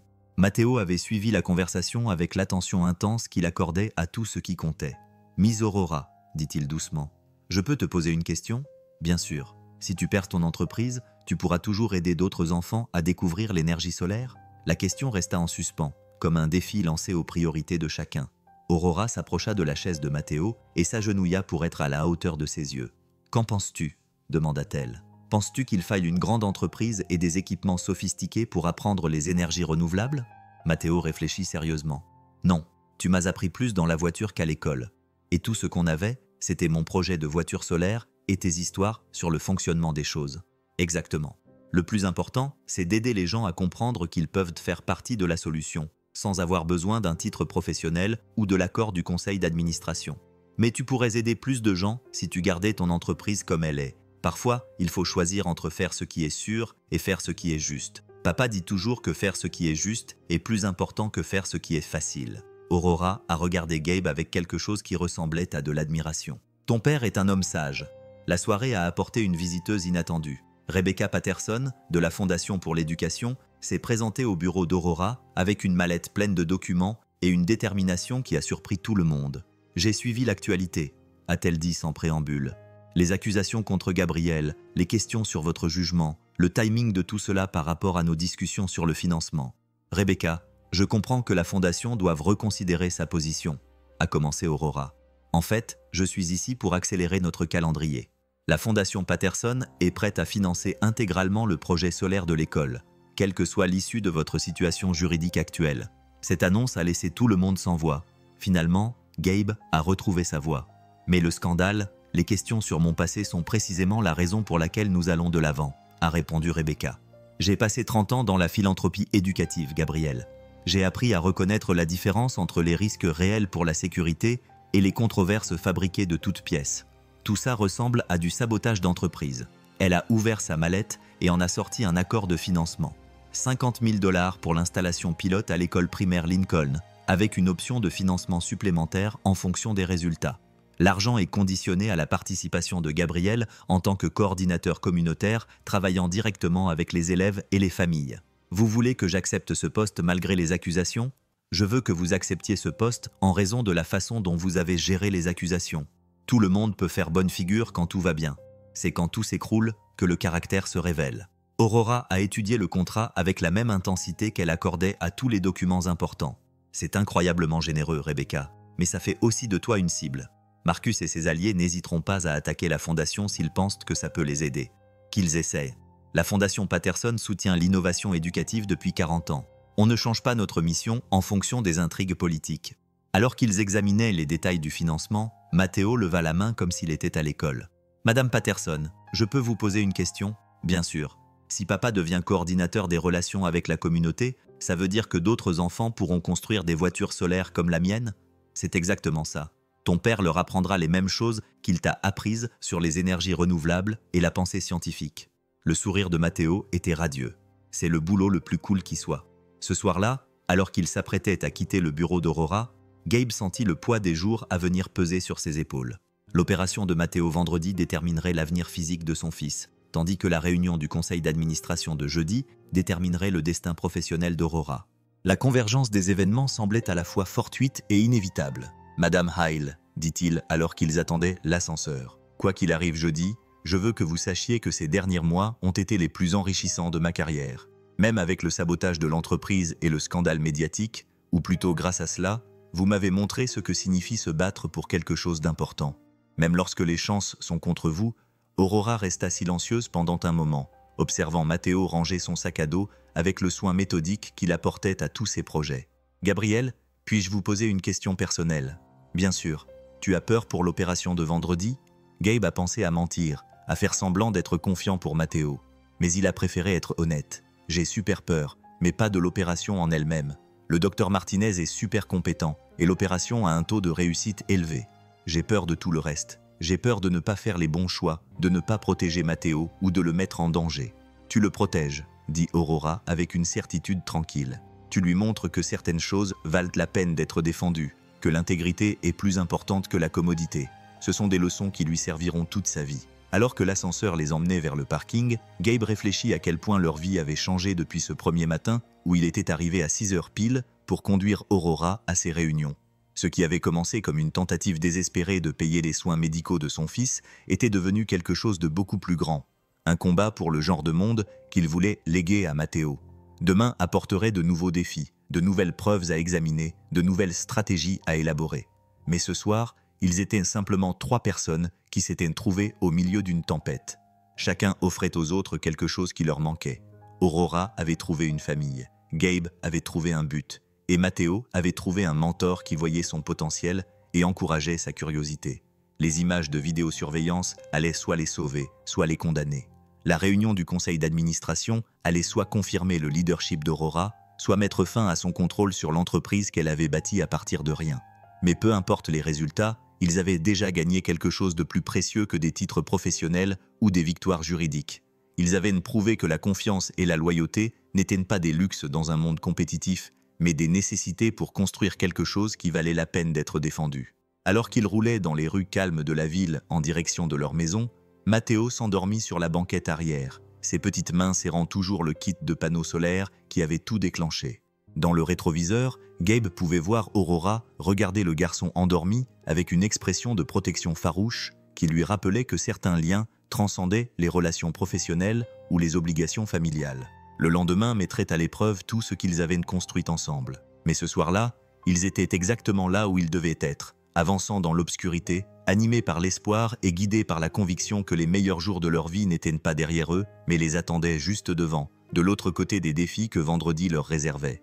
La lettre de démission d'Aurora était posée sur son bureau comme une arme chargée, chaque mot soigneusement choisi pour infliger un maximum de dégâts aux membres du conseil d'administration qui avaient orchestré sa chute. Ce document représentait des mois de frustration, des années de lutte pour des initiatives environnementales constamment remises en question et sapées, et la reconnaissance finale que certaines batailles ne pouvaient être gagnées qu'en s'en allant. « M. Hale », dit Collins doucement, en visionnant une dernière fois les images de vidéosurveillance. « On a tout ce qu'il faut pour prouver que les documents ont été falsifiés. L'analyse de l'horodatage, les échecs d'authentification des signatures, les journaux de communication montrant que Gabriel n'a jamais accédé à des systèmes confidentiels. Et combien de temps faudra-t-il pour présenter ces preuves de manière à blanchir son nom publiquement ? des semaines, voire des mois. Les procédures judiciaires avancent lentement et Marcus a déjà façonné le récit médiatique. Aurora prit la lettre de démission, sentant son poids comme une chose physique. Mais si je démissionne immédiatement, en assumant l'entière responsabilité de la faille de sécurité, Gabriel devient une victime plutôt qu'un coupable. L'attention des médias se déplacera vers les défaillances de la gouvernance d'entreprise plutôt que vers la trahison personnelle. La réunion du conseil d'administration devait commencer dans 20 minutes. À travers les fenêtres de son bureau, Aurora pouvait voir les membres arriver, des hommes et des femmes puissants dont la principale préoccupation était de protéger leurs investissements plutôt que de faire progresser les technologies liées aux énergies renouvelables. Son père était parmi eux, venu spécialement de Tokyo pour cette confrontation, sa déception face à son style de leadership non conventionnel étant évidente dans chaque email soigneusement rédigé au cours de l'année écoulée. « Il y a un autre truc à prendre en compte », a ajouté Collins. « Si tu démissionnes dans ces circonstances, tu perds tes droits sur la propriété intellectuelle de l'entreprise. Les brevets, les développements technologiques, les initiatives de recherche, tout passe sous le contrôle de Marcus, qui peut aussi bien les abandonner. Mais le projet scolaire sera quand même financé grâce à la fondation Patterson. Et Gabriel pourra faire le boulot qu'il était censé faire. » Le téléphone d'Aurora a vibré, signalant un SMS de Gab. « Matteo est en pré-op. L'opération va bientôt commencer. Merci pour tout. » Ce message a rendu sa décision super claire, même si ça faisait mal. Pendant qu'elle se battait pour le contrôle de l'entreprise, Gabe faisait face à un truc bien plus important que l'opération et le rétablissement de son fils. Ce contraste lui a fait voir ses problèmes professionnels comme urgents et insignifiants à la fois. Un petit coup à la porte l'a sorti de ses pensées.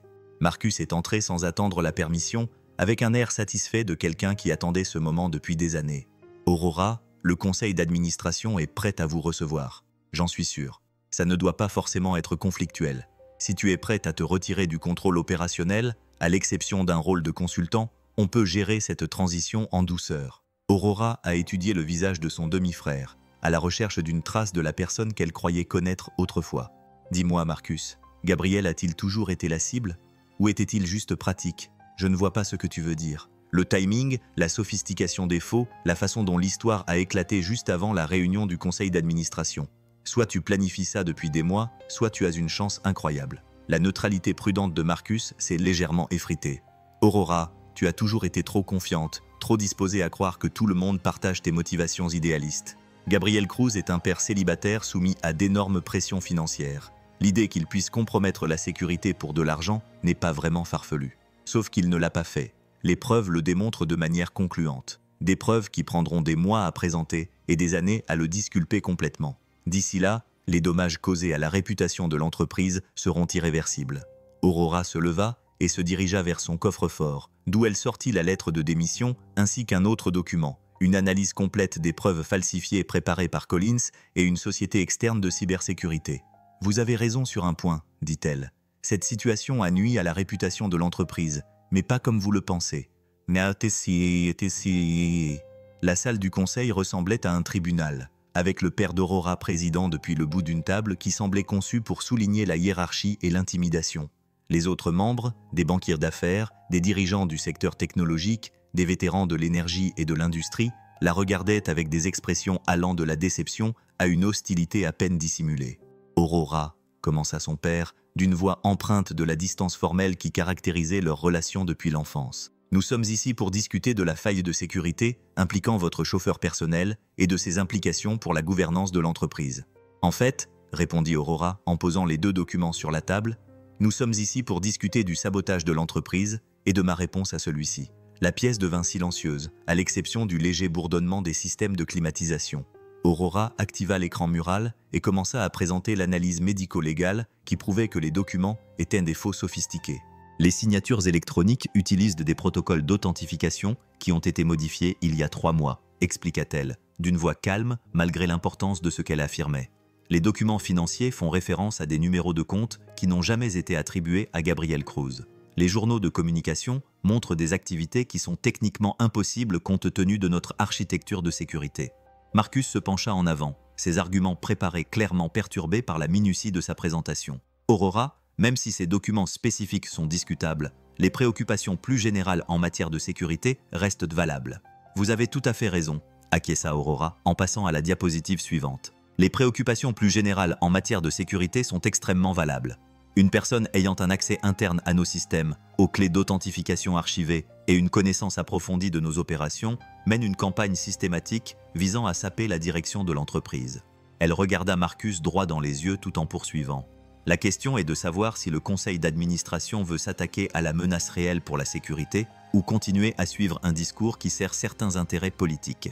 L'expression de son père était passée de la déception au calcul. « Aurora, que suggères-tu exactement ? » « Je suggère que quelqu'un a utilisé Gabriel Cruz comme une arme contre moi, sachant qu'attaquer mon jugement personnel sur le personnel serait plus efficace que de contester directement ma compétence professionnelle. » Les preuves étaient complètes et accablantes.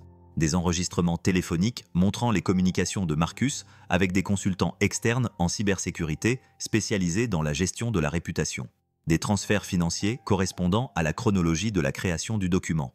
Plus accablant encore, des journaux systèmes archivés montrant qu'une personne disposant des identifiants d'accès de Marcus avait téléchargé les dossiers personnels de Gabriel et les protocoles de communication de l'entreprise. « C'est absurde, » dit Marcus, mais sa voix manquait de conviction. « Vous accusez votre propre famille de… » « Je présente les preuves au conseil d'administration et je les laisse tirer leurs propres conclusions, » l'interrompit Aurora. « Tout comme vous l'avez fait lorsque vous leur avez présenté les documents falsifiés. » Le silence s'éternisa péniblement tandis que les membres du conseil examinaient les preuves sur leur tablette. Aurora pouvait voir les calculs se faire en temps réel, la prise de conscience qu'ils avaient été manipulés, la compréhension que leur jugement précipité les avait rendus complices de sabotage d'entreprise. « Madame Hyle, » dit Janet Morrison, la membre la plus ancienne du conseil. « En supposant que ces preuves soient exactes, que proposez-vous comme prochaines étapes ?»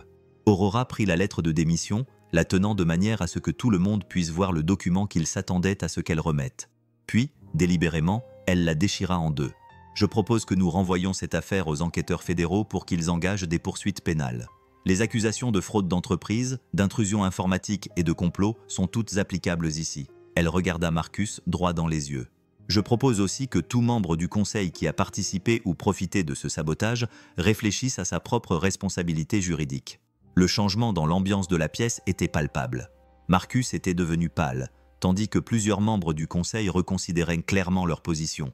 Le père d'Aurora s'est calé dans son fauteuil et a observé sa fille avec ce qui semblait être du respect pour la première fois depuis des années. « Aurora, » a-t-il fini par dire, « c'est une accusation grave à porter contre un membre de la famille. C'est un crime grave à commettre contre sa famille, » répondit-elle. Gabriel Cruz et son fils de 9 ans ont été utilisés comme des armes dans une lutte de pouvoir au sein de l'entreprise qui a franchi des limites irréversibles. Alors que le conseil d'administration commençait à discuter des prochaines étapes, des enquêtes, des examens juridiques et des stratégies de limitation des dégâts, le téléphone d'Aurora vibra, signalant un nouveau message de Gabe. L'opération s'est bien passée. Matteo demande à voir Madame Aurora à son réveil. Ce message a transformé sa victoire en quelque chose de bien plus significatif que la justification de l'entreprise. Quelque part dans la ville, un petit garçon se réveillait avec un cœur réparé, demandant la femme qu'il avait aidé à construire des voitures solaires et à rêver de devenir scientifique. Cette relation, cette confiance, cette famille inattendue qu'ils avaient créée, voilà ce qui avait motivé tout ce combat. Elle avait sauvé l'entreprise, dévoilé le sabotage et protégé la réputation de Gabriel. Mais surtout, elle avait prouvé que certains liens étaient plus forts que la politique d'entreprise, que la loyauté et la confiance pouvaient en survivre même à des tentatives sophistiquées visant à les détruire. Alors que la réunion du conseil d'administration se terminait par la suspension de Marcus et des projets de poursuite pénale, Aurora ressentit quelque chose qu'elle n'avait pas éprouvé depuis des années. La satisfaction d'avoir lutté pour quelque chose de personnel plutôt que simplement professionnel, et d'avoir gagné non seulement la bataille, mais aussi le droit de continuer à construire la famille qu'elle n'avait jamais espéré trouver. Le nouveau contrat d'enseignement était étalé sur la table de l'hôpital comme une promesse de rédemption, ses pages d'un blanc éclatant contrastant avec les couleurs ternes de la salle de réveil pédiatrique. Gabe l'avait lu 3 fois pendant que Matteo dormait, incapable de réaliser pleinement que ses rêves professionnels devenaient réalité, alors même que son monde personnel avait été bouleversé puis remis en ordre. Coordonnateur communautaire pour les initiatives éducatives, disait le titre, suivi des chiffres du salaire qui assureraient l'avenir de Matteo et des responsabilités professionnelles qui correspondaient parfaitement à tout ce que Gabe avait toujours voulu faire sur le plan professionnel. Aurora avait réussi à officialiser son poste tout en luttant pour sa propre survie, garantissant que, quelle que soit l'issue des batailles au sein de l'entreprise, le projet scolaire se poursuivrait. « Papa ». La voix de Matteo était douce mais claire, ramenant l'attention de Gab sur ce qui comptait le plus. Salut Majou, comment tu te sens? Fatigué, mais différent, comme si j'avais plus d'espace dans ma poitrine. Matteo toucha le pansement chirurgical sur son cœur avec des doigts prudents. Le docteur Martinez dit que la réparation a parfaitement fonctionné. C'est une super nouvelle, mon pote. Tu vas pouvoir faire tout ce que tu veux maintenant. Courir, jouer au foot, construire des voitures solaires trop lourdes pour être transportées. Matteo sourit, même si son visage était encore marqué par la fatigue de l'opération et de l'anesthésie. Monsieur Aurora va bien? J'ai entendu les infirmières parler de quelque chose aux infos. Gabe redoutait cette conversation, essayant de trouver comment expliquer le sabotage d'entreprise et la trahison familiale à un enfant de 9 ans qui venait de passer les dernières heures à subir une opération du cœur. Elle va plus que bien, finit-il par dire. Elle a gagné. Les gens qui essayaient de nuire à notre famille ont été arrêtés. Et maintenant, elle peut continuer à aider les enfants à découvrir les énergies renouvelables. Notre famille? Les mots lui échappèrent naturellement. Mais Gabe se rendit compte qu'ils étaient injustes d'une manière qui transcendait les définitions traditionnelles. Oui, Mojo, je pense que c'est ce que nous sommes devenus. La porte s'ouvrit doucement et Aurora apparut, portant des fleurs, des ballons et ce qui semblait être un nouveau livre sur l'ingénierie électrique destiné aux jeunes lecteurs. Elle se déplaçait avec précaution comme si elle entrait dans un espace sacré, sa confiance habituelle remplacée par quelque chose de plus doux. « Comment va notre patient ?» demanda-t-elle en s'installant sur la chaise à côté du lit de Matteo. « Très bien, » répondit Matteo, retrouvant son énergie en voyant les cadeaux d'Aurora. « Papa dit que tu as gagné ton combat contre les méchants. »« On a gagné, » corrigea Aurora. « Tous ensemble. Et tu sais ce que ça veut dire ? Ce que ça veut dire ? Que ton papa va redevenir enseignant, travailler avec des enfants comme toi pour construire des projets solaires et apprendre à rendre le monde meilleur. » Les yeux de Matteo s'illuminèrent malgré sa fatigue. « Vraiment, papa ? Tu vas redevenir enseignant ? » « Mieux que ça, » dit Gabe en montrant le contrat à Matteo. « Je vais aider des communautés entières à s'informer sur les énergies renouvelables, en commençant par ton ancienne école. L'école primaire Lincoln va être équipée de panneaux solaires. Une installation complète, » confirma Aurora. « Suffisante pour alimenter tout le bâtiment, avec des composants éducatifs qui permettront aux élèves de surveiller la production d'énergie et d'apprendre comment fonctionnent les systèmes solaires. Et d'autres enfants pourront construire des projets comme le mien, voire de meilleurs projets. Ton père va concevoir un programme qui commencera par les concepts de base et évoluera vers des défis techniques sophistiqués. À la fin de leurs études à Lincoln, les élèves comprendront mieux les énergies renouvelables que la plupart des étudiants universitaires. Le docteur Martinez est arrivé pour l'examen du soir, son sourire professionnel s'élargissant lorsqu'elle a constaté l'amélioration de la couleur et du niveau d'énergie de Matteo. « Ce jeune homme se rétablit à merveille », a-t-elle annoncé après avoir examiné ses moniteurs et écouté son cœur. « La réparation est parfaite. Le flux sanguin est optimal et je m'attends à un rétablissement complet. Quand pourrai-je retourner à l'école ?» demanda Matteo. « 2 semaines de repos à la maison, puis tu reprendras progressivement tes activités normales. À Noël, tu pourras faire tout ce que tes amis font. » Après le départ du docteur Martinez, Aurora sortit son téléphone et montra à Matteo une série de photos prises lors de la réunion du conseil d'administration de l'après-midi. « Je voulais te montrer quelque chose, » dit-elle. Ce sont des photos des membres du conseil d'administration examinant les preuves qui ont démontré l'innocence de ton père. Les photos montraient des cadres au visage sérieux étudiant des documents, leurs expressions passant du scepticisme à la compréhension, puis à ce qui semblait être de l'embarras. Sur la dernière photo, Marcus quittait la salle du conseil d'administration avec l'air abattu de quelqu'un dont les manigances avaient été dévoilées. « Le méchant a l'air triste », a observé Matteo. « Il a raison de l'être », a répondu Aurora. Il a essayé de faire du mal à des gens bien pour obtenir ce qu'il voulait, et ça ne marche jamais à long terme. Va-t-il aller en prison? Probablement. Ce qu'il a fait était contraire à la loi, et les lois existent pour protéger les gens comme ton père, qui essaie simplement de faire ce qui est juste. Alors que le soir tombait sur la ville, Aurora se préparait à partir pour que Gabe et Matteo puissent se reposer. Mais à la porte, elle s'arrêta et se retourna vers eux. « Gabriel, il y a autre chose. Le financement de la Fondation Patterson n'est qu'un début. 3 autres organisations se sont engagées à soutenir le programme après avoir vu comment on a géré cette crise. Le projet solaire de l'école va devenir un modèle pour les districts de tout l'État. « Combien d'écoles ?» demanda Gabe. « 12 au départ. À terme, si le programme pilote s'avère concluant, on pourrait envisager des centaines d'installations au cours des 5 prochaines années. » L'ampleur de l'opportunité était stupéfiante. Gabe rêvait de retourner à l'enseignement, mais c'était quelque chose de bien plus grand. La chance d'influencer la façon dont toute une génération pensait à l'énergie, à l'environnement et à son rôle dans la résolution des défis mondiaux. « Madame Aurora, » dit Matteo d'une voix endormie, « tu viendras toujours voir mes projets de voitures solaires même si papa a un nouveau boulot ?»« Matteo, je ne vais nulle part. ton père et moi allons travailler ensemble pendant longtemps. Tant mieux. J'aime notre famille telle qu'elle est. » Après le départ d'Aurora, Gabe s'assit à côté du lit de Matteo, regardant son fils dormir, émerveillé par la façon dont leur vie avait complètement changé. 3 mois plus tôt, il était un père désespéré, acceptant d'un boulot dont personne ne voulait, dans l'espoir de gagner assez d'argent pour sauver la vie de son fils. Maintenant, le cœur de Matteo était réparé. Gabe avait trouvé sa vocation professionnelle, et ils avaient gagné un membre de la famille dont la loyauté avait été mise à l'épreuve par le feu et s'était révélée inébranlable. Le lendemain matin apporterait les papiers de sortie, les plans de rétablissement et le début de la nouvelle carrière de Gabe. Mais ce soir-là, dans le calme de la chambre d'hôpital, il ressentait une paix qu'il n'avait pas connue depuis des années. Ils avaient survécu ensemble à la tempête, plus forts après avoir été mis à l'épreuve, prêts à construire l'avenir qu'ils avaient entrevu lors de leur première conversation sur les voitures solaires et les rêves renouvelables. Dehors, les lumières de la ville s'étendaient à l'horizon comme une constellation de possibilités humaines. Quelque part dans ce vaste réseau d'énergie et d'ambition, des enfants dormaient, qui un jour apprendraient la science et la durabilité dans des salles de classe alimentées par le soleil, enseignés par des profs qui comprenaient que l'éducation ne se résumait pas à un simple transfert d'informations. Il s'agissait d'inspirer les jeunes esprits à croire qu'ils pouvaient résoudre les problèmes dont ils avaient hérité et créer un monde qui valait la peine d'être transmis. Les meilleurs jours de leur vie n'étaient plus une promesse pour l'avenir. Ils commençaient dès maintenant, dans cette chambre calme où un garçon dormait avec un cœur parfaitement réparé, rêvant de voitures solaires et d'aventures scientifiques à venir. 6 mois plus tard, la photo de famille a capturé un moment qui aurait été impossible à imaginer ce premier matin où Gabe était arrivé à 6 heures pile pour conduire Aurora à ses réunions.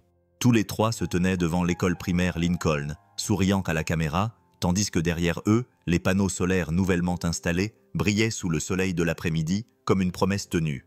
Matteo, qui avait bonne mine et plein d'énergie depuis l'opération, montrait sa dernière création, une station météo solaire qui surveillait la température, l'humidité et la production d'énergie en direct. Les données étaient envoyées directement sur des tablettes dans chaque classe, où les élèves pouvaient voir comment les conditions environnementales influençaient la production d'énergie et apprendre à réfléchir comme des scientifiques et des ingénieurs. Parler des énergies renouvelables, a dit Rebecca Patterson, qui avait insisté pour prendre elle-même la photo pour marquer le lancement officiel du programme pilote. Aurora Lafeda, un son qui était devenu plus fréquent et naturel au cours des derniers mois, tandis que Gabe enlaçait son fils et la femme qui était devenue bien plus que son ancienne employeuse. La photo de famille finirait par trouver sa place sur le bureau d'Aurora, remplaçant les récompenses d'entreprises austères qui définissaient autrefois la personnalité de son bureau. La transformation de l'école primaire Lincoln avait dépassé les attentes de tout le monde. L'installation solaire répondait non seulement aux besoins énergétiques de l'école, mais générait aussi un surplus d'électricité qui était revendu au réseau, créant ainsi une source de revenus qui finançait de nouveaux équipements scientifiques et des programmes de formation pour les enseignants. Plus important encore, le projet avait suscité un regain de conscience environnementale dans toute la communauté. M. Cruz appela d'une voix familière, et Gabe se retourna pour voir son ancienne directrice, Mme Rodriguez, s'approcher avec un groupe d'élèves qui avaient travaillé sur leur propre projet solaire. Les enfants voulaient vous montrer leurs dernières expériences. Les élèves, de la maternelle à la 5e année, ont présenté avec enthousiasme leurs créations. Des ventilateurs à énergie solaire, des projets artistiques lumineux et des véhicules miniatures qui roulaient dans la cour de récréation en utilisant uniquement la lumière du soleil. Leur enthousiasme était contagieux et leur compréhension des concepts d'énergie renouvelable était suffisamment sophistiquée pour impressionner des professeurs d'université. « C'est un travail incroyable », leur a dit Gabe en s'agenouillant pour examiner un système d'irrigation à énergie solaire particulièrement ingénieux conçu par un élève de 3e année. « Vous pensez comme de vrais ingénieurs. Madame Aurora nous a appris que l'ingénierie, c'est juste résoudre des problèmes avec la science », a expliqué fièrement la petite fille. « On avait un problème pour arroser le jardin de notre école. Alors, on l'a résolu avec l'énergie solaire. » Aurora a rayonné de joie devant cette reconnaissance. Mais Gabe pouvait voir une satisfaction plus profonde dans son expression. Ses enfants n'apprenaient pas seulement les énergies renouvelables. Ils développaient un état d'esprit qui ferait d'eux des défenseurs de l'environnement pour la vie. La fête de l'après-midi s'est poursuivie dans la bibliothèque récemment rénovée, où étaient exposés les projets des élèves des 12 écoles qui participent maintenant au programme élargi. Chaque installation était devenue un centre communautaire, attirant les parents et les voisins qui voulaient comprendre comment leur école locale contribuait à la fois à l'éducation et à la durabilité environnementale. Les rapports d'impact sont extraordinaires, a expliqué James Meridian à un groupe d'investisseurs potentiels venus voir les résultats du programme de leurs propres yeux. Les résultats aux tests de sciences et de maths se sont nettement améliorés dans toutes les écoles participantes, mais surtout, on constate un engagement accru de toute la famille envers les questions environnementales. Gabe écoutait les conversations autour de lui. Les profs partageaient leurs plans de cours, les élèves expliquaient leurs projets à des adultes impressionnés, les administrateurs planifiaient l'extension du programme à d'autres districts. Le programme avait dépassé les attentes initiales de tout le monde, devenant un modèle d'éducation environnementale intégrée qui était étudié et reproduit dans tout le pays. « Papa » a dit Matteo en tirant sur la manche de Gabe. « Je peux montrer à tout le monde la nouvelle voiture que j'ai construite ?» La dernière voiture solaire était une merveille d'ingénierie pour un enfant de 9 ans, intégrant les leçons apprises au cours de mois d'expérimentation et l'accès à des composants de qualité professionnelle. Elle était plus rapide, plus efficace et plus élégante que tout ce que Matteo avait construit auparavant, mais elle conservait le même esprit de curiosité et d'innovation qui avait tout déclenché. Alors que Matteo démontrait les capacités de sa voiture à un public composé d'élèves, d'enseignants et de dignitaires en visite, Gabe sentit la main d'Aurora se glisser dans la sienne. Ce geste était désormais naturel, confortable d'une manière que les relations professionnelles atteignaient rarement. « Des regrets ?» demanda-t-elle doucement. « À propos de quoi ? Avoir perdu mon boulot de chauffeur, avoir failli être détruit par le sabotage de l'entreprise, avoir vu la crise médicale de mon fils coïncider avec un coup d'État au sein du conseil d'administration, avoir accepté un boulot dont personne ne voulait et qui a tout changé. » Gabe réfléchit sérieusement à la question, regardant autour de lui la fête qui les entourait. Matteo était en bonne santé et s'épanouissait. Sa curiosité pour les sciences était à la hauteur des opportunités d'exploration et d'apprentissage qui dépassaient tout ce que Gabe aurait pu lui offrir seul. Aurora avait trouvé la famille qu'elle n'avait jamais pensé vouloir. Quant à Gabe, il avait découvert un travail qui combinait sa passion pour l'éducation et sa compréhension croissante des technologies liées aux énergies renouvelables. « Le seul regret que j'ai, dit-il finalement, c'est d'avoir mis si longtemps à réaliser que les meilleurs jours de notre vie n'étaient pas quelque chose qu'il fallait attendre. Ils étaient là, juste devant nous, attendant que nous les reconnaissions. » Aurora lui serra la main, son sourire reflétant la chaleur qui avait remplacé son armure professionnelle. « Matteo avait raison, tu sais, quand il disait que nous formions une famille. Il a généralement raison. Il tient ça de sa formation scientifique, de son observation attentive, de ses conclusions logiques, de sa volonté de réviser ses hypothèses en fonction de nouvelles preuves. Et d'où lui vient son sens de l'humour? Ça, c'est clairement de moi.